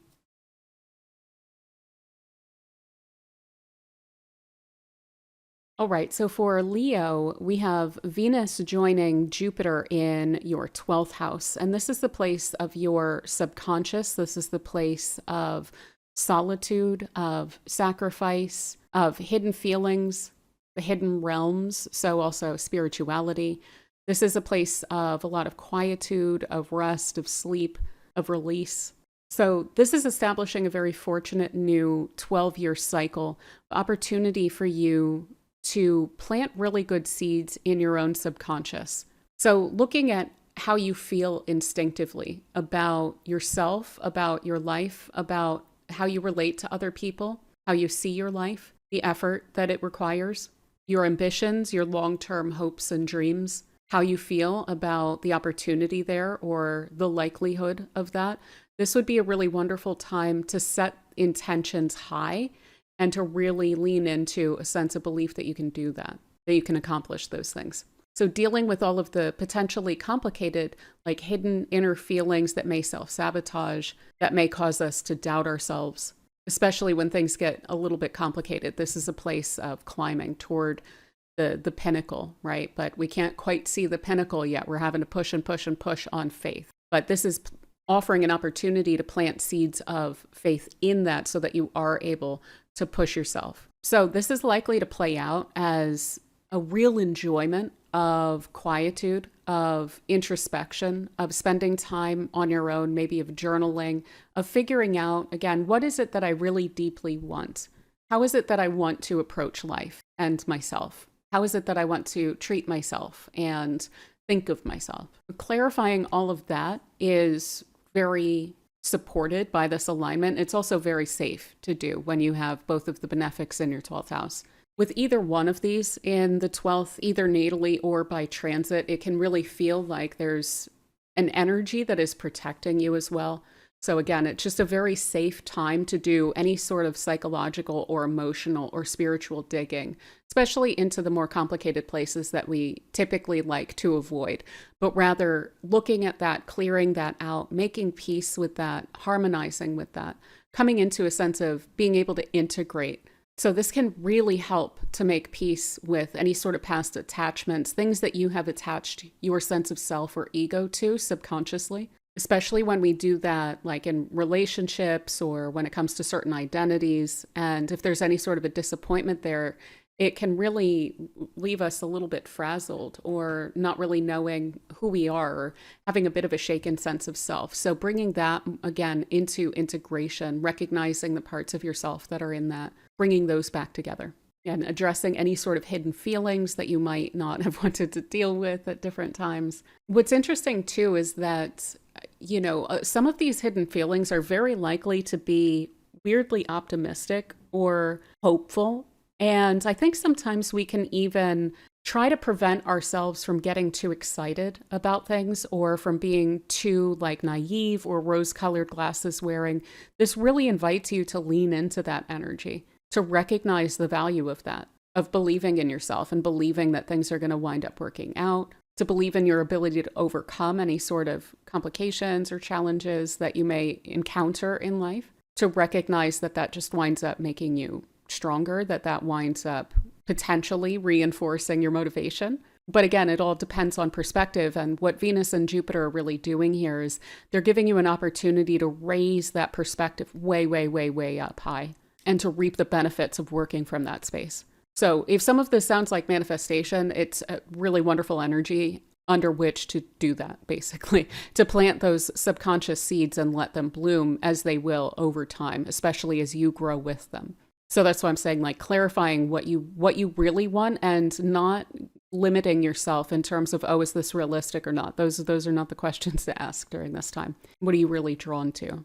Additionally, when it comes to any sort of conditioning or behavioral patterns or habits, emotional patterns, things like this, there's a real opportunity for improvements along all of those lines. If you do any sort of healing work along those lines, whether it be traditional therapy or, again, journaling or meditation or things like that, that should be going over really well during this period of time. And again, it's about healing this gently. It's very, very, very safe to lean into these things with those energies there, with both of the benefics, keeping that space comfortable and safe and secure. So I have here that creativity flows best in solitude. If you can work on any sort of creative project that you're into or any like deeply aligned interests that you have, this could be reading or studying on certain topics. This could be digging into psychology. This could be actual like creative pursuits like art or whatnot. But it's going to work best when you're kind of just dealing with your own energy here. And you may find that there are some really excellent, wonderful breakthroughs along all of those lines. But I would also say that spirituality is very, very, very likely to develop in a fortunate way during this time, as well as your intuition. If you are interested in developing your intuition, I would put some intention behind that. It's likely to feel easier during this time. And so you may be able to kind of get the ball rolling on how does this feel? How do I differentiate between my thoughts and my intuition, etc.? There's just a lot of help there. And again, an ability to connect with really beneficial and supportive spiritual energies too. Now, you may also find that there's more opportunities to rest, to sleep, to heal, to get into that kind of emotional release flow during this time. You may actually be surprised if you're usually quite busy that you do have the time to actually relax and just like let go of all of the tension in your body, let go of the racing thoughts, and get back to a space where your kind of automatic thoughts or perspectives are able to focus more on what you are wanting rather than like, oh, this is what I have to do. And that's what I need, what I have to do next week and in a month and in a couple of years, you know. Basically, if you initiate something during this period of time with both of the benefics in your 12th house, you get to carry that energy with you forward. And you're also very much then tuned into and working with this very, very, very positive cycle of Venus and Jupiter in your 12th house.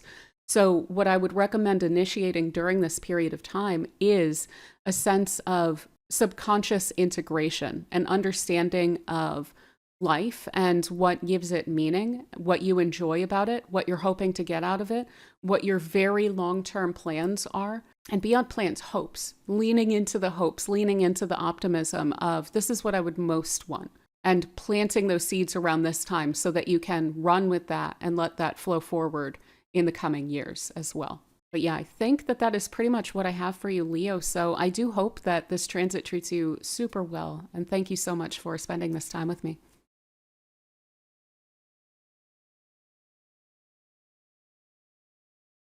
All right, so for Virgo, we have Venus joining Jupiter in your 11th house, which is related to the groups that you belong to, beneficial connections that you have to other people.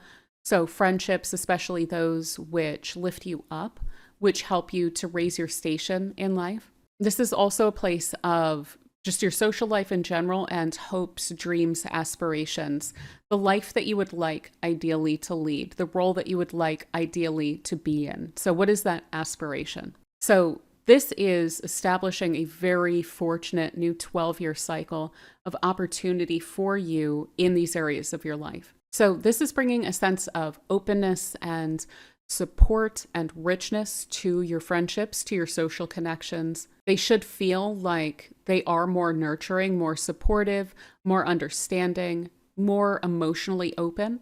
Like there's a greater understanding of your gifts and those of others. There's a lot of richness of opportunity. So not only is this friends that like you and are willing to help you, but it's also people who are able to help you, which I think is an important ingredient in all of this.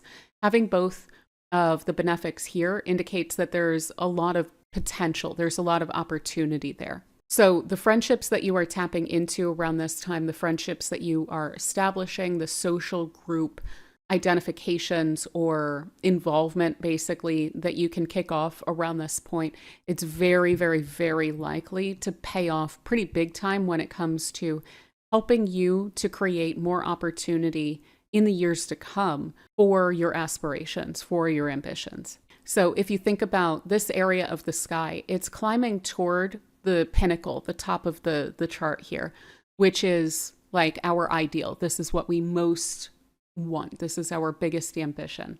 And so what is it that helps us to get there but having friends who are able to help us and being optimistic and aspirational about getting there?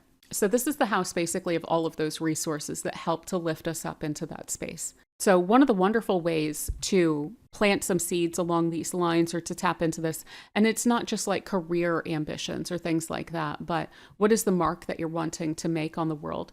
Maybe that is, I love where I live and I wish that there were a gardening club, or I wish that people were more into gardening and more into healthy eating around me, or something along those lines. Of course, that's the case. I'm speaking of Virgo here, right?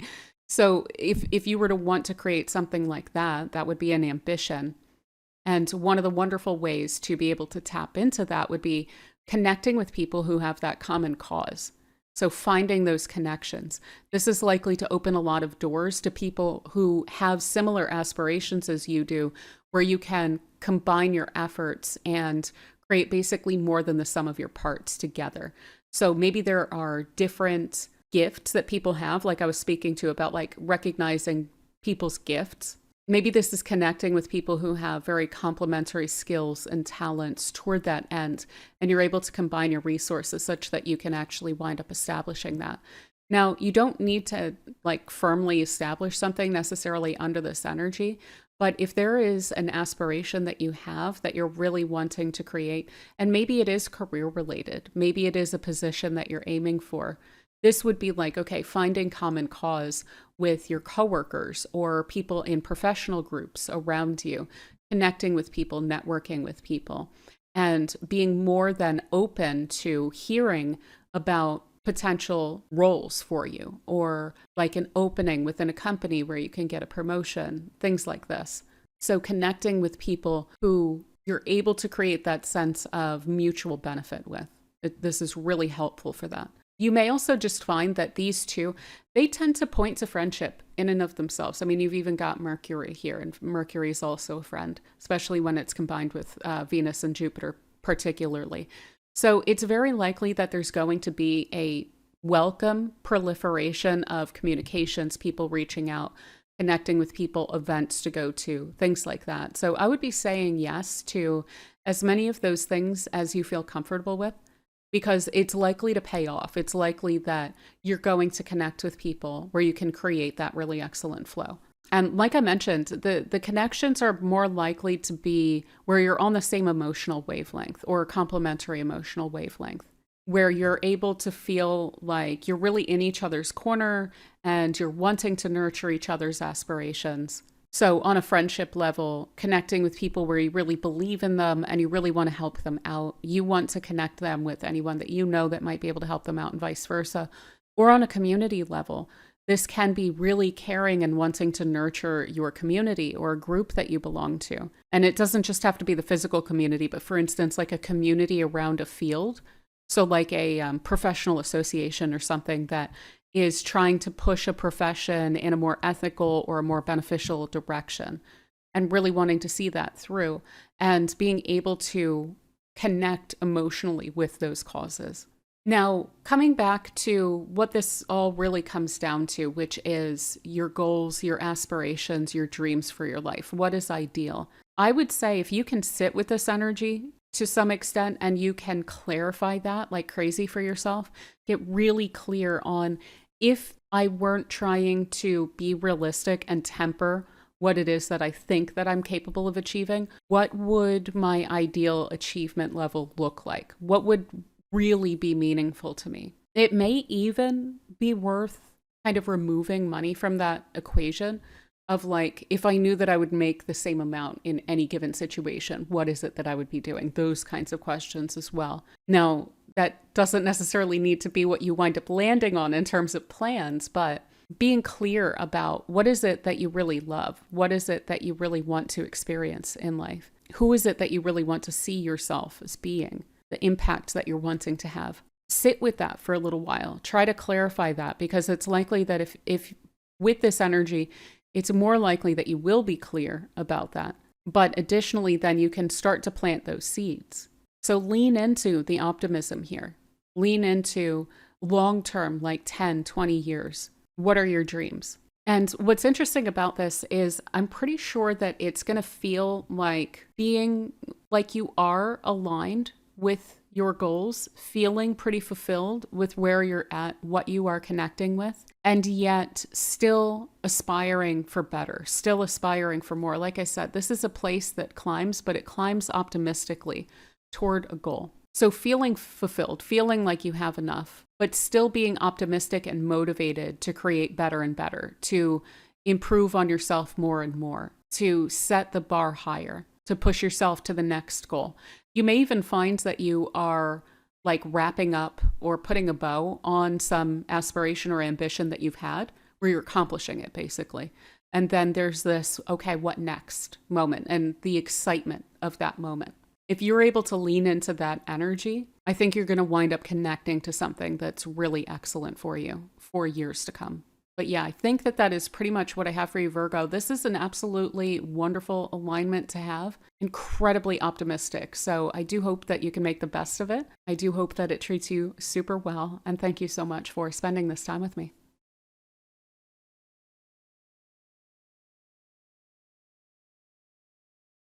All right, so for Libra, you have Venus joining Jupiter in your 10th house, which is related to your reputation, to your ambitions, to your career or your calling in life, your ability to make your mark on the world in the way that you are desiring. So this is establishing a very fortunate new 12-year cycle of opportunity for you in these areas of your life. So this is going to be very supportive of creating an excellent reputation for yourself, especially through your charm, through your kindness, through your inclusion, through nurturing those around you, through nurturing opportunities, through supporting and uplifting other people along your way as well. This is very likely to increase your visibility in a positive way in your career and public life as well, where you should be getting some pretty extraordinary positive feedback to what it is that you're doing, either to really excellent quality work or to your focus or to your clarity of vision, your ability to lead people. Soft skills, I think, are going to come into this whole equation pretty strongly since you have Cancer in the 10th house here. Your communication skills, your understanding of people, your ability to recognize the value in different people, different skill types, and get people like on the same page and working toward common goals. So I really would not be surprised by the fact that you would be planting seeds right now, at the very least, for something of a promotion or raising your station. If you are working independently, this could be getting a lot of notice, getting a lot more clients in, raising your profile. If you work for a company, this would be like authority figures being very favorable to you, having a very favorable view of you and what it is that you're bringing to the table, how you are approaching your work, the seriousness with which you're taking it, and the joy that you have about your ambitions as well. So yeah, this is just incredibly positive for your reputation, for the aspects of yourself that are on display here. So I would really lean into all of that kindness, the nurturance, the willingness to take people under your wing, to lift others up as well, to get everyone on the same page. There may even be opportunities that you're not completely aware of that are around that could wind up opening up to you based on your optimism and the attitude that you're bringing to your work. Or again, to your calling. Maybe this is out in the public. Maybe this is making a really excellent impression within your community, leading some kind of a project. So yeah, a lot of opportunities for very meaningful, satisfying work. And especially if you are able to tap into the more creative or soft skill oriented aspects of that. If you are a creative type and you've been a bit shy about sharing that, this would be a really wonderful energy under which to do that because of the major favorability to you. So people are likely to give you really excellent feedback. If you're a writer, this would be a great time to publish. Reach out to publishers.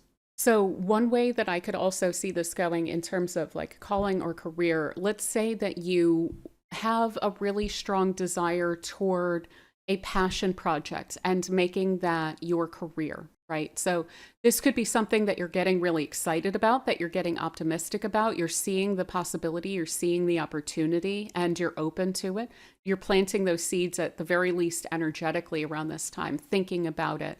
And this could infuse you with a really good attitude that would even wind up impacting, maybe if you work for a company as well, that work, where that feels somewhat less burdensome, having a really great impression there, maybe getting some favors there, while you're still looking at what is it that I'm really wanting in this area of my life? What is it that I really want to be known for, that I want to put all my energy into, and finding opportunities of how to do that. So it's excellent. It's very supportive of your ambitions, but it's also about what is your purpose, your why. This is very, very, very helpful for getting you clear on what that is and for planting those seeds in that direction. So this probably sounds a lot like manifestation. It basically is. This is a very fortunate energy under which to do that. So if you can take some time to get really clear on your why, what mark you're ideally wanting to make on the world, if there weren't limits, if there weren't time constraints, if there weren't financial constraints, what would you be doing? What do you do out of a love of doing it or out of a sense of purpose in doing it? If you can get really clear about that, and then again, maybe write it down, maybe try and plan it out, maybe try and figure out what are the first steps to getting myself to go in that direction. This is likely to meet you way more than halfway in terms of bringing that about, bringing that into fruition for you. And again, you may not see the whole picture playing out right now, but for years to come, you're going to be building up on this energy. So the optimism with which you're able to treat this area of your life now, you're just going to be planting excellent seeds that are going to come into fruition for years to come with this alignment. But yeah, I think that that is pretty much what I have for you, Libra. It's pretty straightforward. So I do hope that you're able to make the best of it. I hope it treats you super well. And thank you so much for spending this time with me.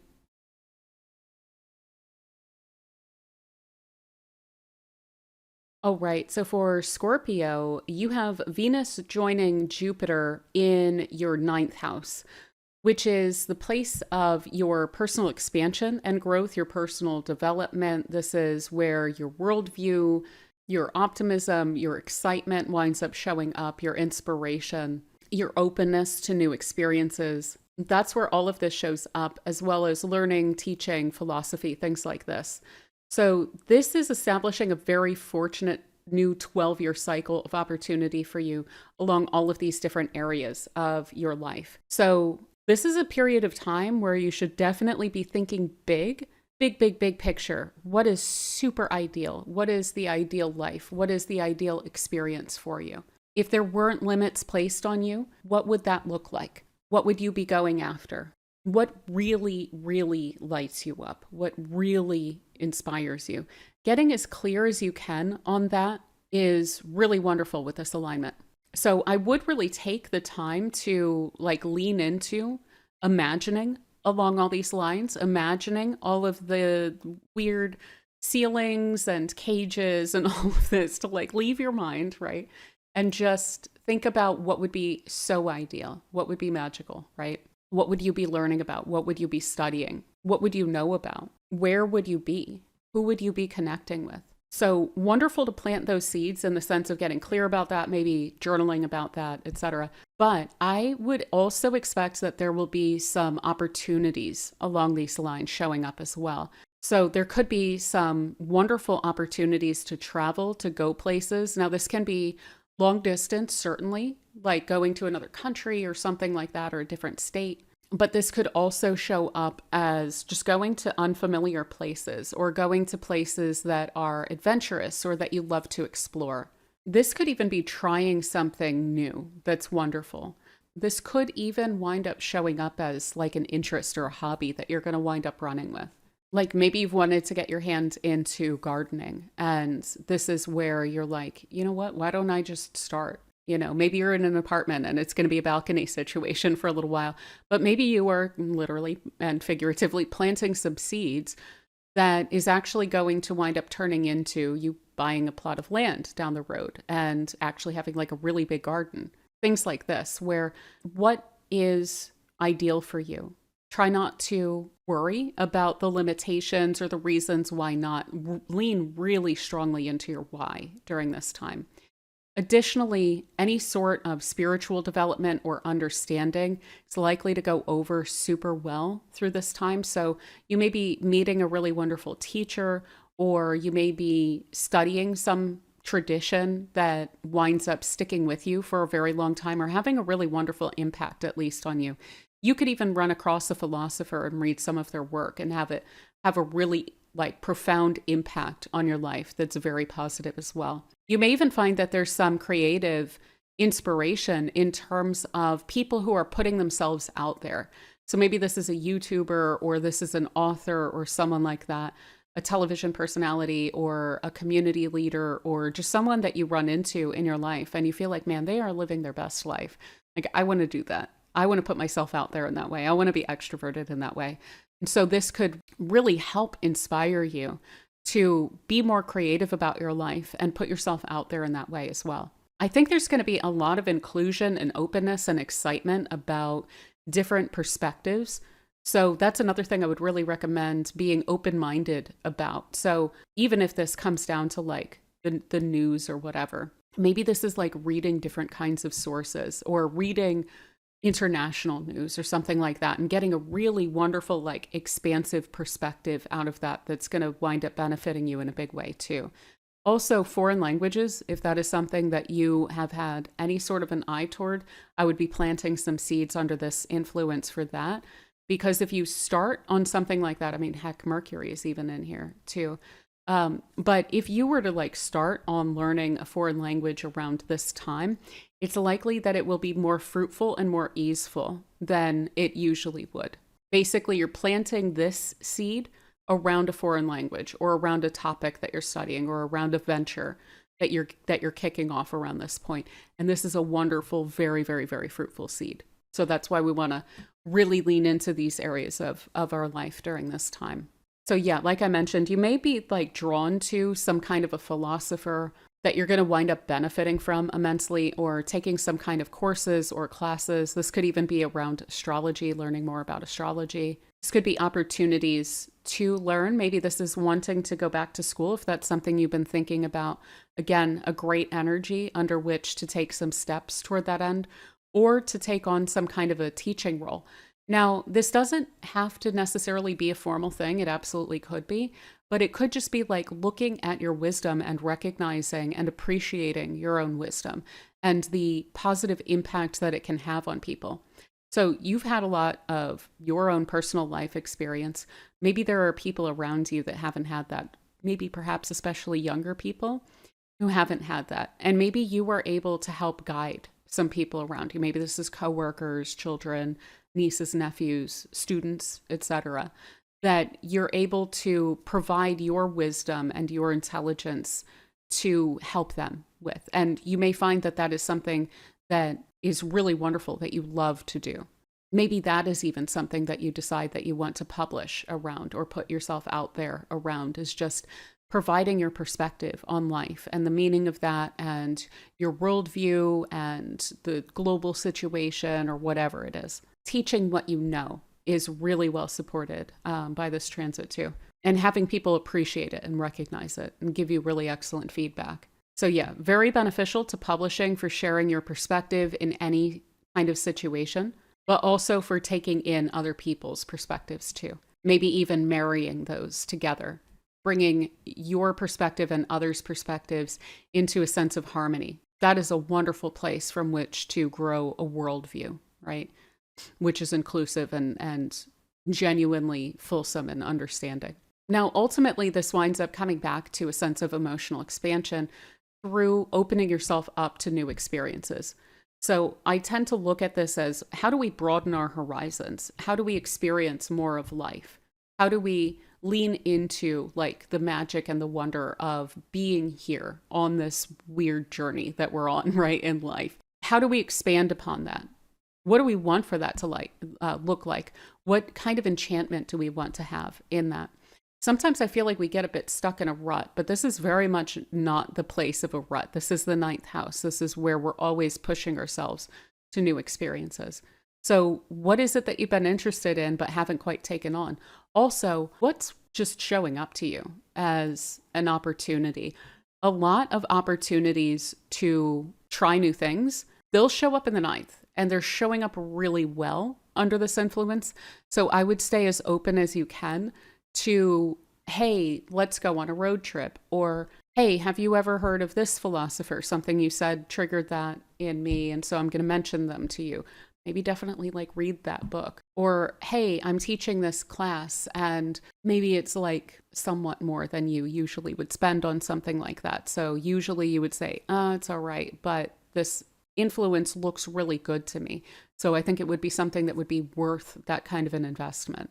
It's all about personal development, living a richer and a more full life. So how can you plant seeds around that under this influence? It is also, again, it's a pretty lucky place, and it's also a place of a lot of self-recognition and self-value. So the sun very much likes to be in the ninth house, which is a part of our identity and how we shine, how we bring the best out of ourselves and magnetize things to us, how we expand and draw things in. So how can you do that in this period of time? And how can you plant seeds to allow a greater sense of growth to unfold in the coming years from this area of your life as well? But yeah, I think that is pretty much what I have for you, Scorpio. So I do hope that you're able to make the best of this transit. I hope you enjoy it. And thank you so much for spending this time with me.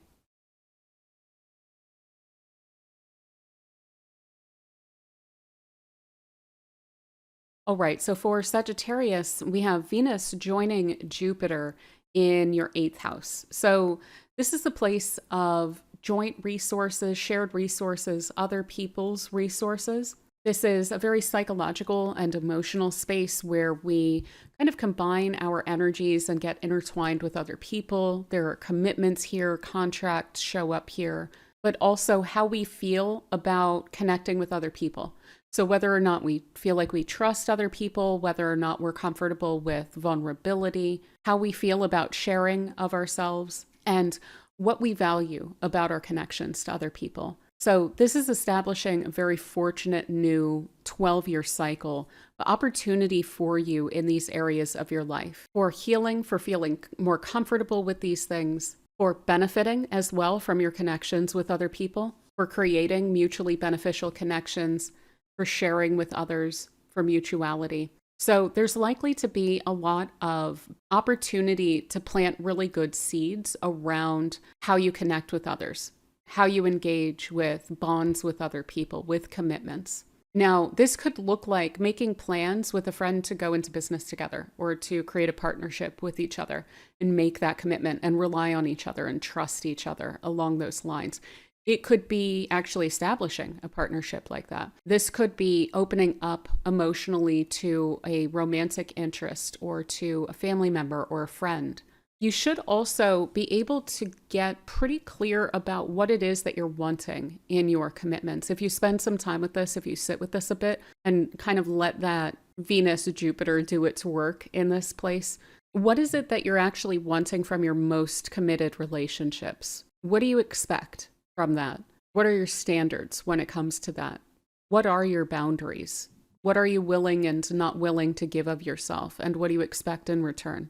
Now, this isn't so much about, again, establishing a bunch of walls, establishing a bunch of boundaries and things like that. This is a little bit more of what would that ideally look like? And what would my part of that look like?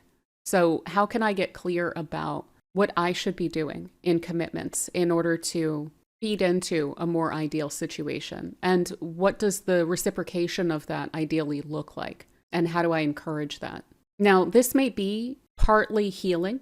So that having to do to some extent with the past, either commitments that you've seen or that you've witnessed with other people, or commitments that you have experienced that maybe they went wonderfully, maybe they haven't gone so great. Feeling a deep sense of gratitude, perhaps for help that you have received in life, but also hopefully leaning into a sense of deservingness around that to where you don't feel so indebted but then also hopefully getting to a point where you can release debts from other people as well.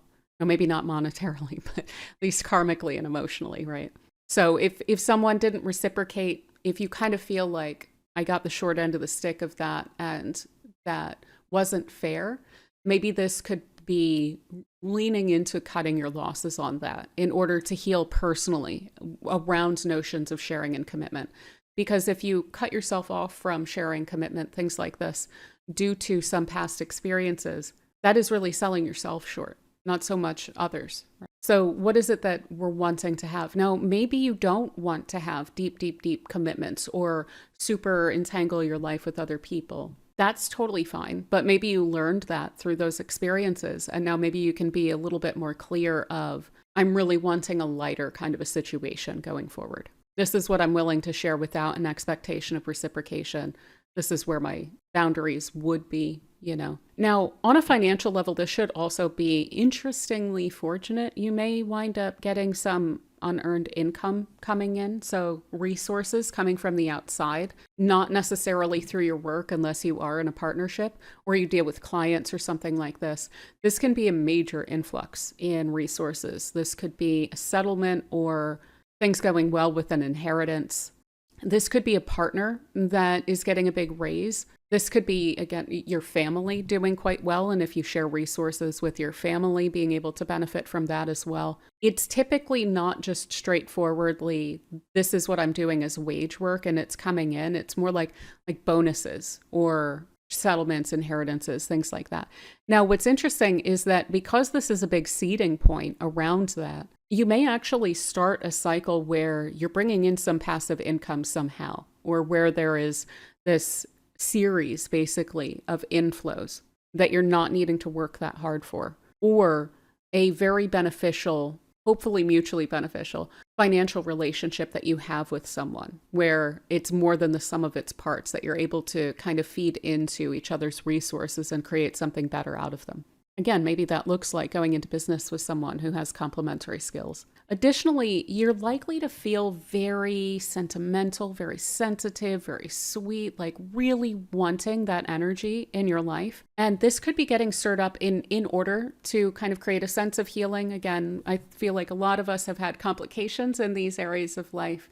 A lot of people struggle with vulnerability and where are my boundaries and things like that, trust. So if you notice you're like watching romantic comedies and stuff like that you're really yearning for a deeper connection, or if you're married, like really feeling extra romantic and wanting to share more of yourself with someone and have all of these sweet experiences and things like that, that would make a lot of sense. It's very likely that those desires are going to be really heightened throughout this period of time. And again, that can be really wonderful for sowing the seeds toward that end. So if that's something you're seeking right now, it's not necessarily that, for instance, if you're single and you're really wanting to, okay, I feel like I've healed from past connections and I would really love to get into a really wonderful, sweet, supportive connection in the future. I wouldn't say that this is calling for you to like rush into something or to try and find someone now, but just plant those seeds in yourself of I'm ready. And I know I can be vulnerable, but still know that I will respond to any situations as necessary. And so I can trust others because I trust myself. I can share with others because I know I won't overshare. I know that I'm going to have my eye on mutuality. And again, this can be like a seed that winds up blooming over the coming years as well, in just a really wonderful way. It could even show up as more than one connection. Like, yeah, it could be a romantic partner, but it could also be close, supportive friends that you wind up developing because you're ready and willing to trust and be open with people. I kind of wouldn't be surprised if this has some people stirred up about like wanting to get a pet or something to just like give to and take care of. Now, you may also find this sometimes to me looks a little funny when it winds up showing up. I have here this heightened sensitivity to emotional or psychological undercurrents. Now, you would think, okay, a couple of benefics, I'm going to be able to see all of these great things that are going on with other people emotionally or psychologically. Sometimes this is someone where you maybe been on the fence. Maybe you've even thought that, oh, I should trust them. It's totally fine because they say all of these right things or whatever. And we can wind up seeing like, there's some signs here that I'm not super comfortable with etc. This can be part of the major benefit of these two benefics in the 8th house, is showing you something that you weren't seeing in the emotions or psychological, status or situation of someone or their motives or whatnot. It can give you very helpful glimpses into the situations that you're dealing with. So again, kind of leaning into the benefits that this is going to bring into this area. It's not just about wearing rose-colored glasses, but it's kind of about letting them work their magic. What is it like, again, how is it that you want to be treated? Maybe there's an aspect of that you haven't been 100% clear on, in terms of like maybe there's a red flag or something that you haven't been looking out for. And if you make it really clear, this is what I want, this is what I don't want, it's fascinating sometimes how like the universe or the energies or spirit or whatever can point that out to you of like, hey, this is not it, right? So maybe we want to create some space, or hey, this is really wonderful in this or that way. And so maybe we should put our walls down. Maybe we should let this person in a little bit more.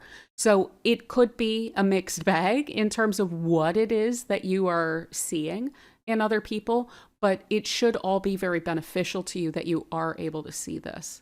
So it's very safe. That's one thing that I should point out with this, is that you should be very much protected from complications in your connections with other people. But sometimes that looks like not so great things being shown to you so that you can see them, right? But yeah, ultimately, this is planting seeds to where you're going to be able to trust in vulnerability, to benefit a lot from your connections from other people, especially through being clear about what you're really comfortable with, what you're really wanting, what is truly ideal for you, and then letting those seeds really germinate in the coming months or years, and create all manner of benefits throughout your life from that. But yeah, that is what I have for you, Sagittarius. So I do hope that this transit treats you super well. And thank you so much for spending this time with me.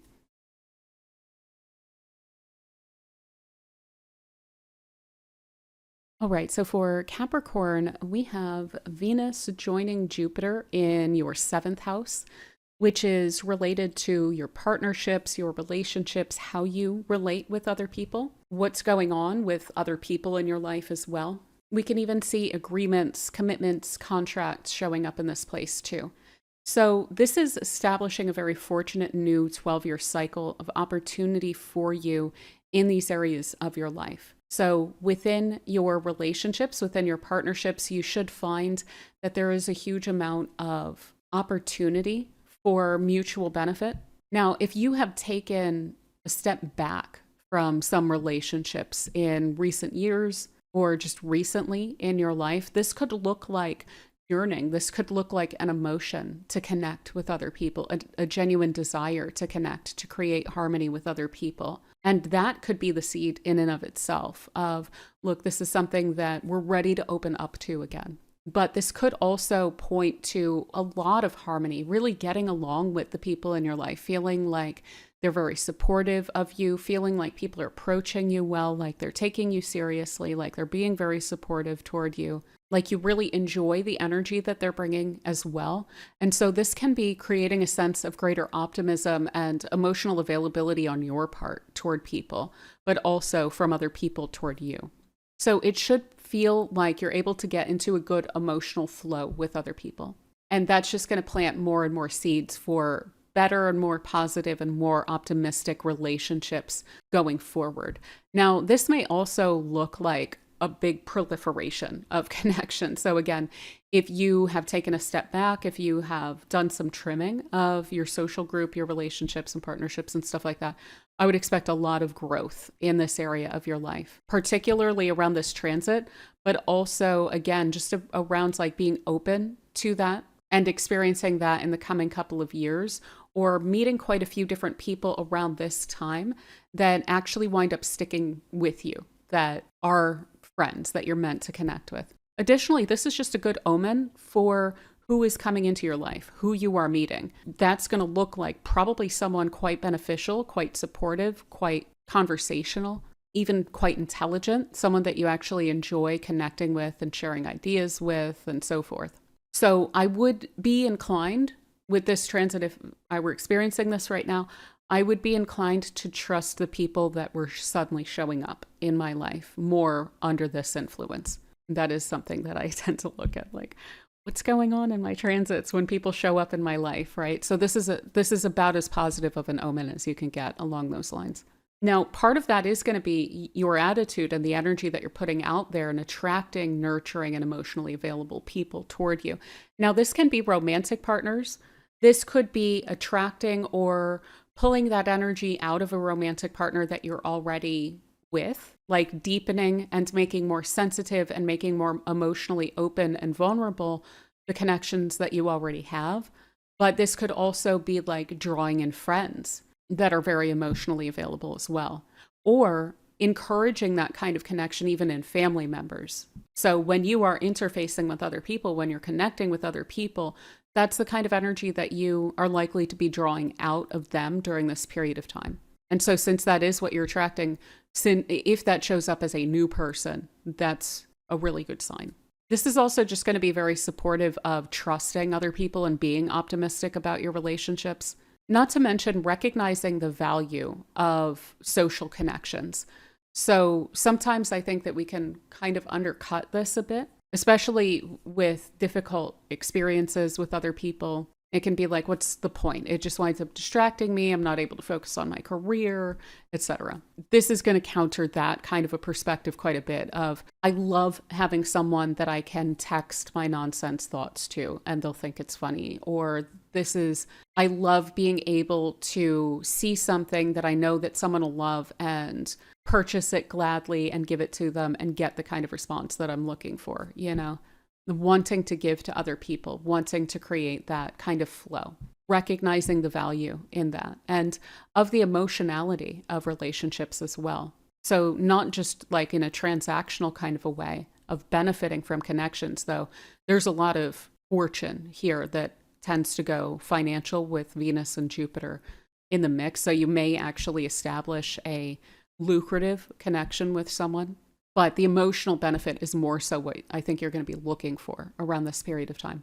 And yeah, as I mentioned, established connections, ones that you already have, those are likely to be more sensitive, both from you toward them and from them toward you. So there's a greater sense and a willingness to understand where each other are coming from. There's a desire to harmonize. There's a desire to create union with other people. And so sometimes that is also the missing ingredient when it comes to having positive relationships with people, is just having the desire, the motivation to come into union with people and understand where they're coming from, understand their experiences, their perspectives, be open to them.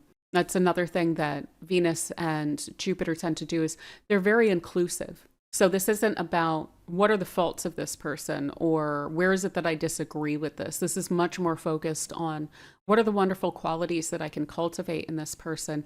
How can I support them?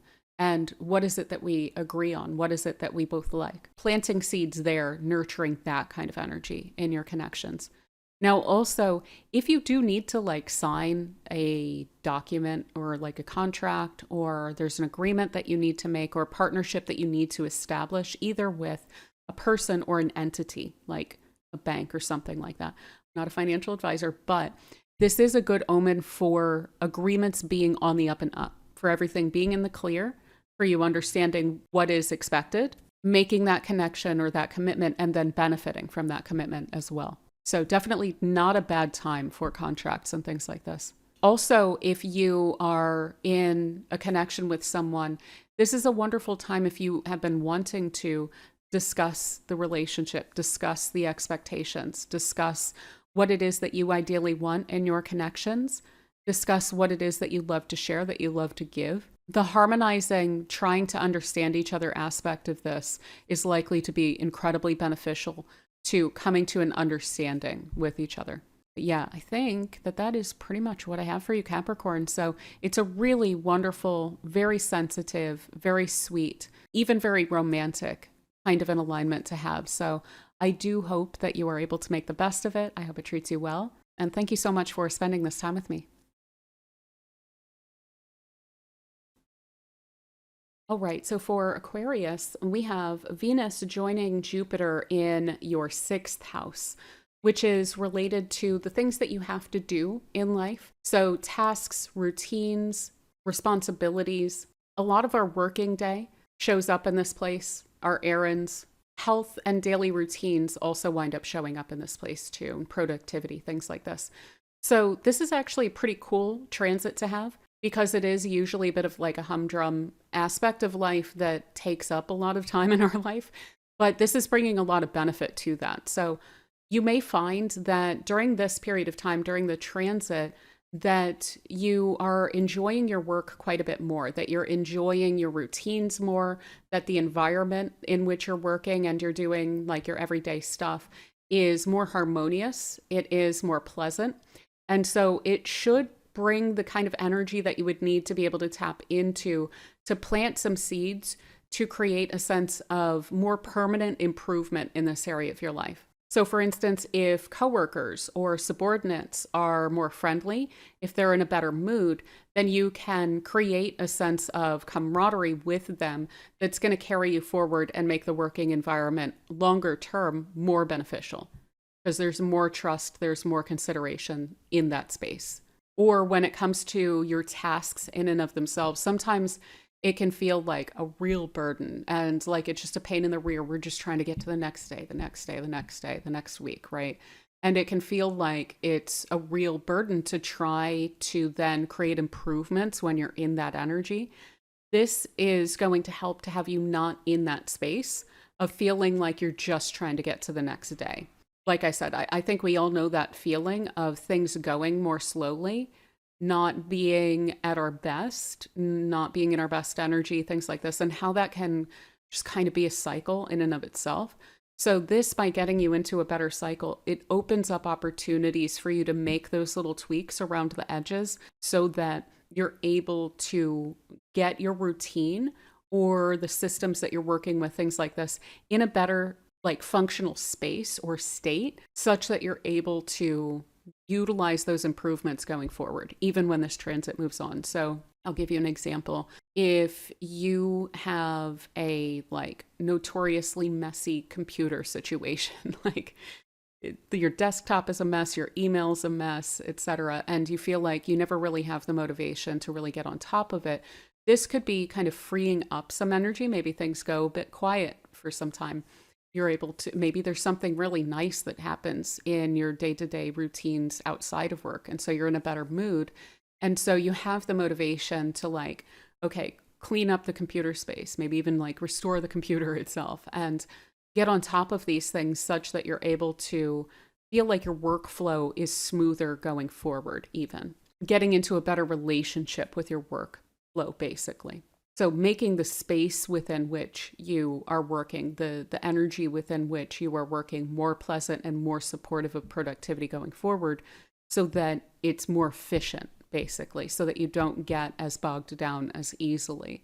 Now, maybe that is also aesthetic. These are very, very, very like nice, pleasant, and pleasure-seeking energies here, Venus and Jupiter. So this could even be rearranging or redecorating or infusing your workspace, like your desk that you work at, with aromatherapy or colors that are more supportive, clearing out the space, clearing out the energy, whether it be on that like technological level or the physical level or the energetic level.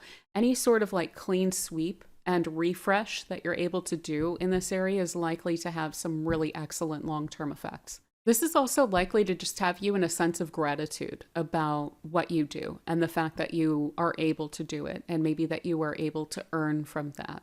So again, sometimes even if we love our work, we can get really bogged down in it. And again, we get into that cycle of like, all right, just get through the day. Whereas maybe we love the work, but we're just feeling too busy with things. So this would bring you back to that sense of gratitude for the work that you do, enjoyment of the work that you do, enjoyment of the people that you're connecting to.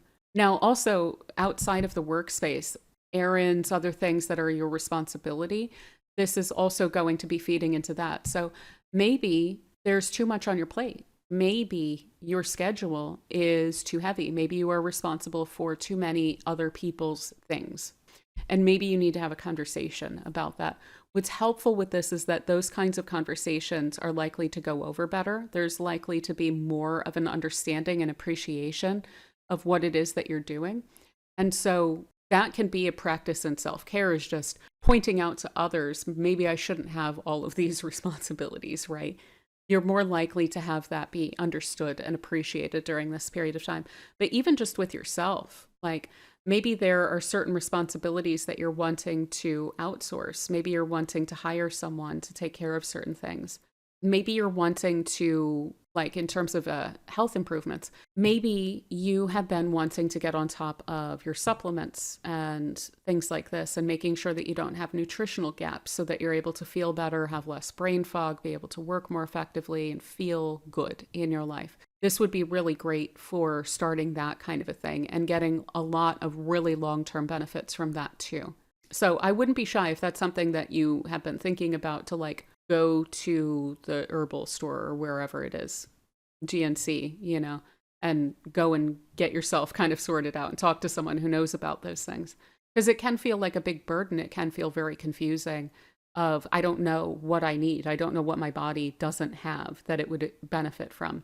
So maybe you're able to talk to someone, a doctor or an alternative health practitioner or something about that. Now, aside from all of that, just also feeling more purposeful in your responsibilities. So you may feel like it's wonderful to be of service to others. You may want to volunteer and have a practical, positive impact on people through your effort. That would be another really wonderful way to use this energy. That could wind up like tapping you more into your community, or just making you feel better about the meaning that your life has and that your effort has. Additionally, it's likely that the service that you're able to provide to others around this time actually has a really positive impact on them too. And you're also probably more likely to see it, to actually witness it and know about that too. Again, to receive appreciation for that as well. So yeah, ultimately what this boils down to is that you have a real opportunity to plant some seeds around enchanting your daily life, enchanting your responsibilities. So we have a lot of those in life. How can you make either those responsibilities in and of themselves more pleasant and wonderful by finding a greater sense of meaning in them, coming back to a sense of gratitude about this, or to make that easier by, again, enchanting your daily life by making your workspace really pleasant? Or how can you do that by tapping into a routine that you really love, that is a daily thing that you get to really look forward to, even like on a busy or a hectic day? There's something specific that you get to look forward to every day or every weekend or whatever it is. This could be like gardening or something like that, like getting into a routine that's excellent, or yoga, or, you know, anything. But it can also be about like looking at what is your ideal day, and not just like vacation on a beach, right? But like, what is your ideal working day, and what are you doing? Are the responsibilities that you have right now, are they reflective of that? Do you maybe want a different job, right? Do you maybe want to be in a different role and to have different responsibilities and to be on a different team? I would say like, okay, just jump with this like right now or anything, because gratitude and creating a good optimistic energy is a big part of this and everything. But this should help to clarify that for you as to what it is that you're really looking for in life. And sometimes that's going to be tweaks around the edges. Sometimes that's going to be a back to the drawing board kind of a situation. And by leaning into a sense of optimism and positivity and hope about that, and a sense of clarity about what you're wanting for that to look like, rather than feeling kind of resentful about the aspects of that that are not fulfilled in this moment, by planting those seeds around this time, what you're actually doing is you're kind of creating a manifestation cycle to be able to play out. So setting your intentions on creating the kind of daily life that you're wanting to live, maybe plotting out like, what are some of the first steps to get me closer to that? Maybe even starting to take some of those steps. But the main thing is getting clear on that. What is it that you enjoy in life, and how do you bring more of that into your daily life and into your responsibilities and your routine and so forth? But also, again, maybe this is just listening to music while you're working, right? Or maybe it's like tuning into the news less and watching more movies or something like this. Like, what is it that you're able to do while you're cleaning or while you're running errands that makes it a little bit more magical? I wouldn't be shy about leaning into those kinds of things. But yeah, I think that that is pretty much what I have for you, Aquarius. So I do hope that this transit treats you super well. And thank you so much for spending this time with me.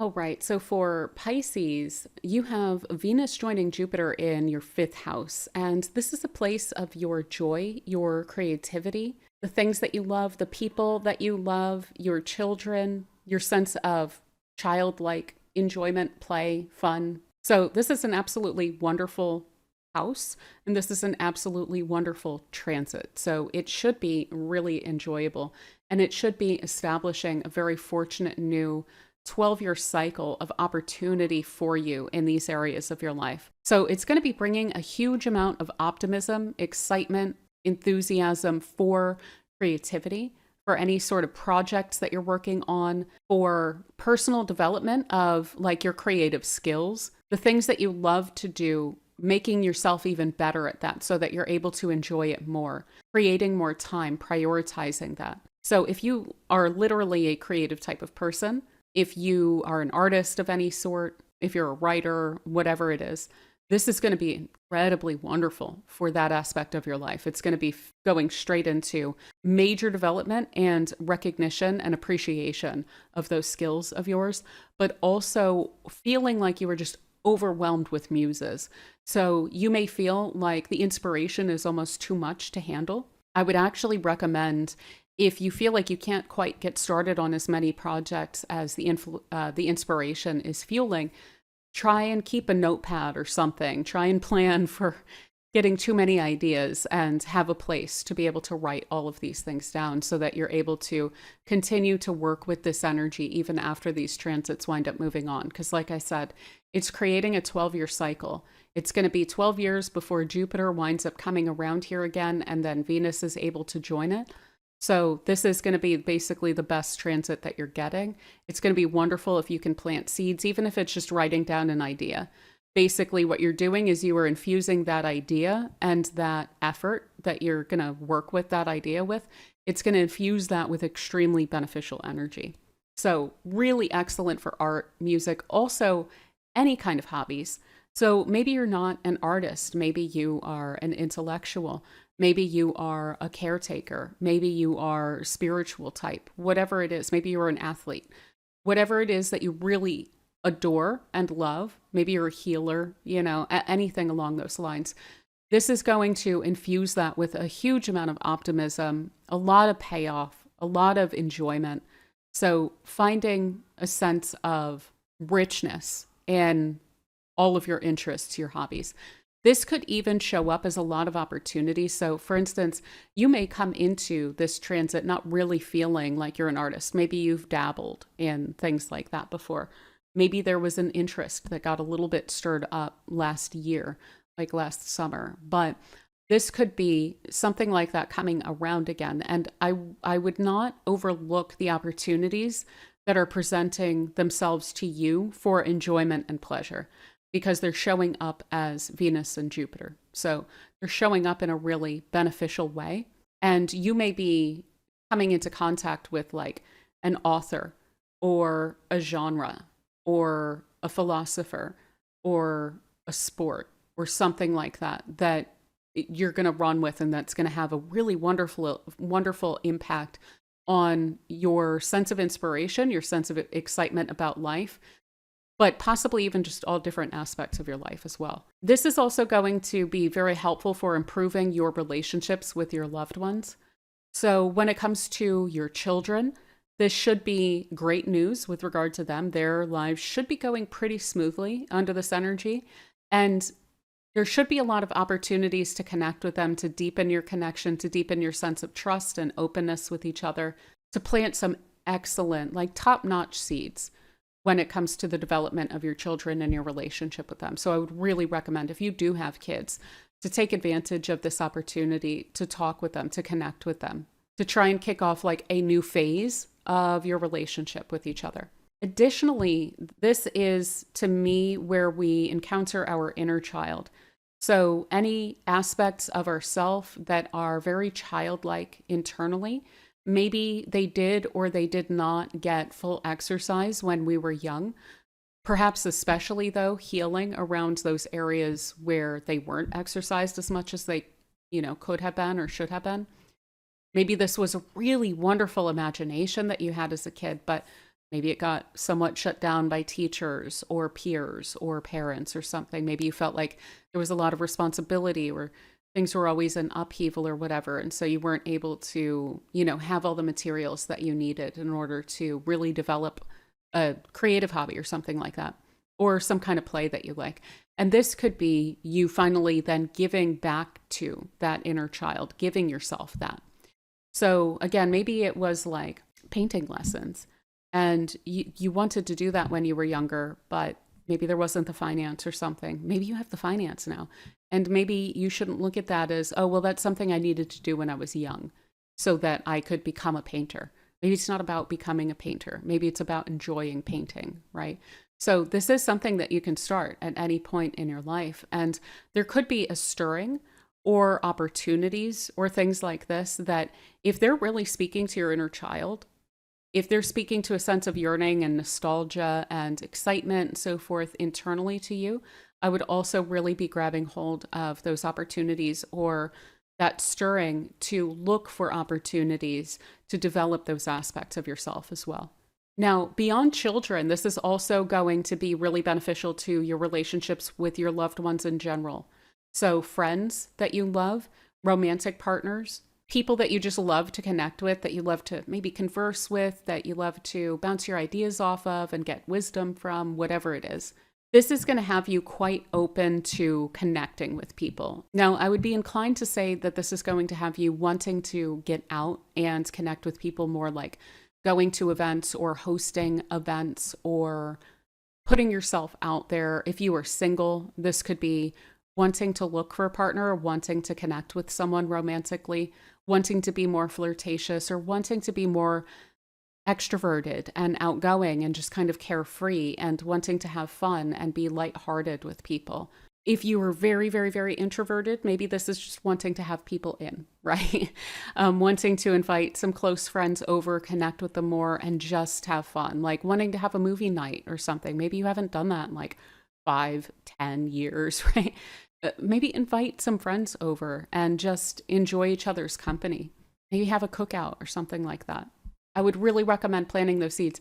You may find that this actually winds up kicking a pattern into motion. Like maybe you then have movie nights with your friends, or maybe you have cookouts, or maybe you go to a specific bar that you wind up becoming a regular at, and you wind up having these wonderful, like fun, lighthearted community connections with on an ongoing basis. So like planting seeds that wind up developing over time, even beyond when this transit moves on. Because this is all about like this new 12-year cycle that you're establishing around this time. So stay open to those kinds of opportunities. I wouldn't say, again, if you are an introvert, that you have to do it in any sort of, a way. If you really don't want to say yes to something, I wouldn't be shy to stay in and do the things that you want to do, because that's what this is all about. But yeah, again, all of this is about feeding into pleasure, reminding yourself of like what's worth experiencing in life, what makes life worth living. This is so incredibly affirming of that. And it's giving you so much permission to prioritize that, to prioritize joy, to prioritize your emotion and how you feel about things. What feels really fulfilling in life? Create the time and the space for that during this period of time, and it should have a huge amount of benefit throughout your life. But yeah, I think that is pretty much what I have for you, Pisces. So I do hope that this transit treats you super well, and thank you so much for spending this time with me.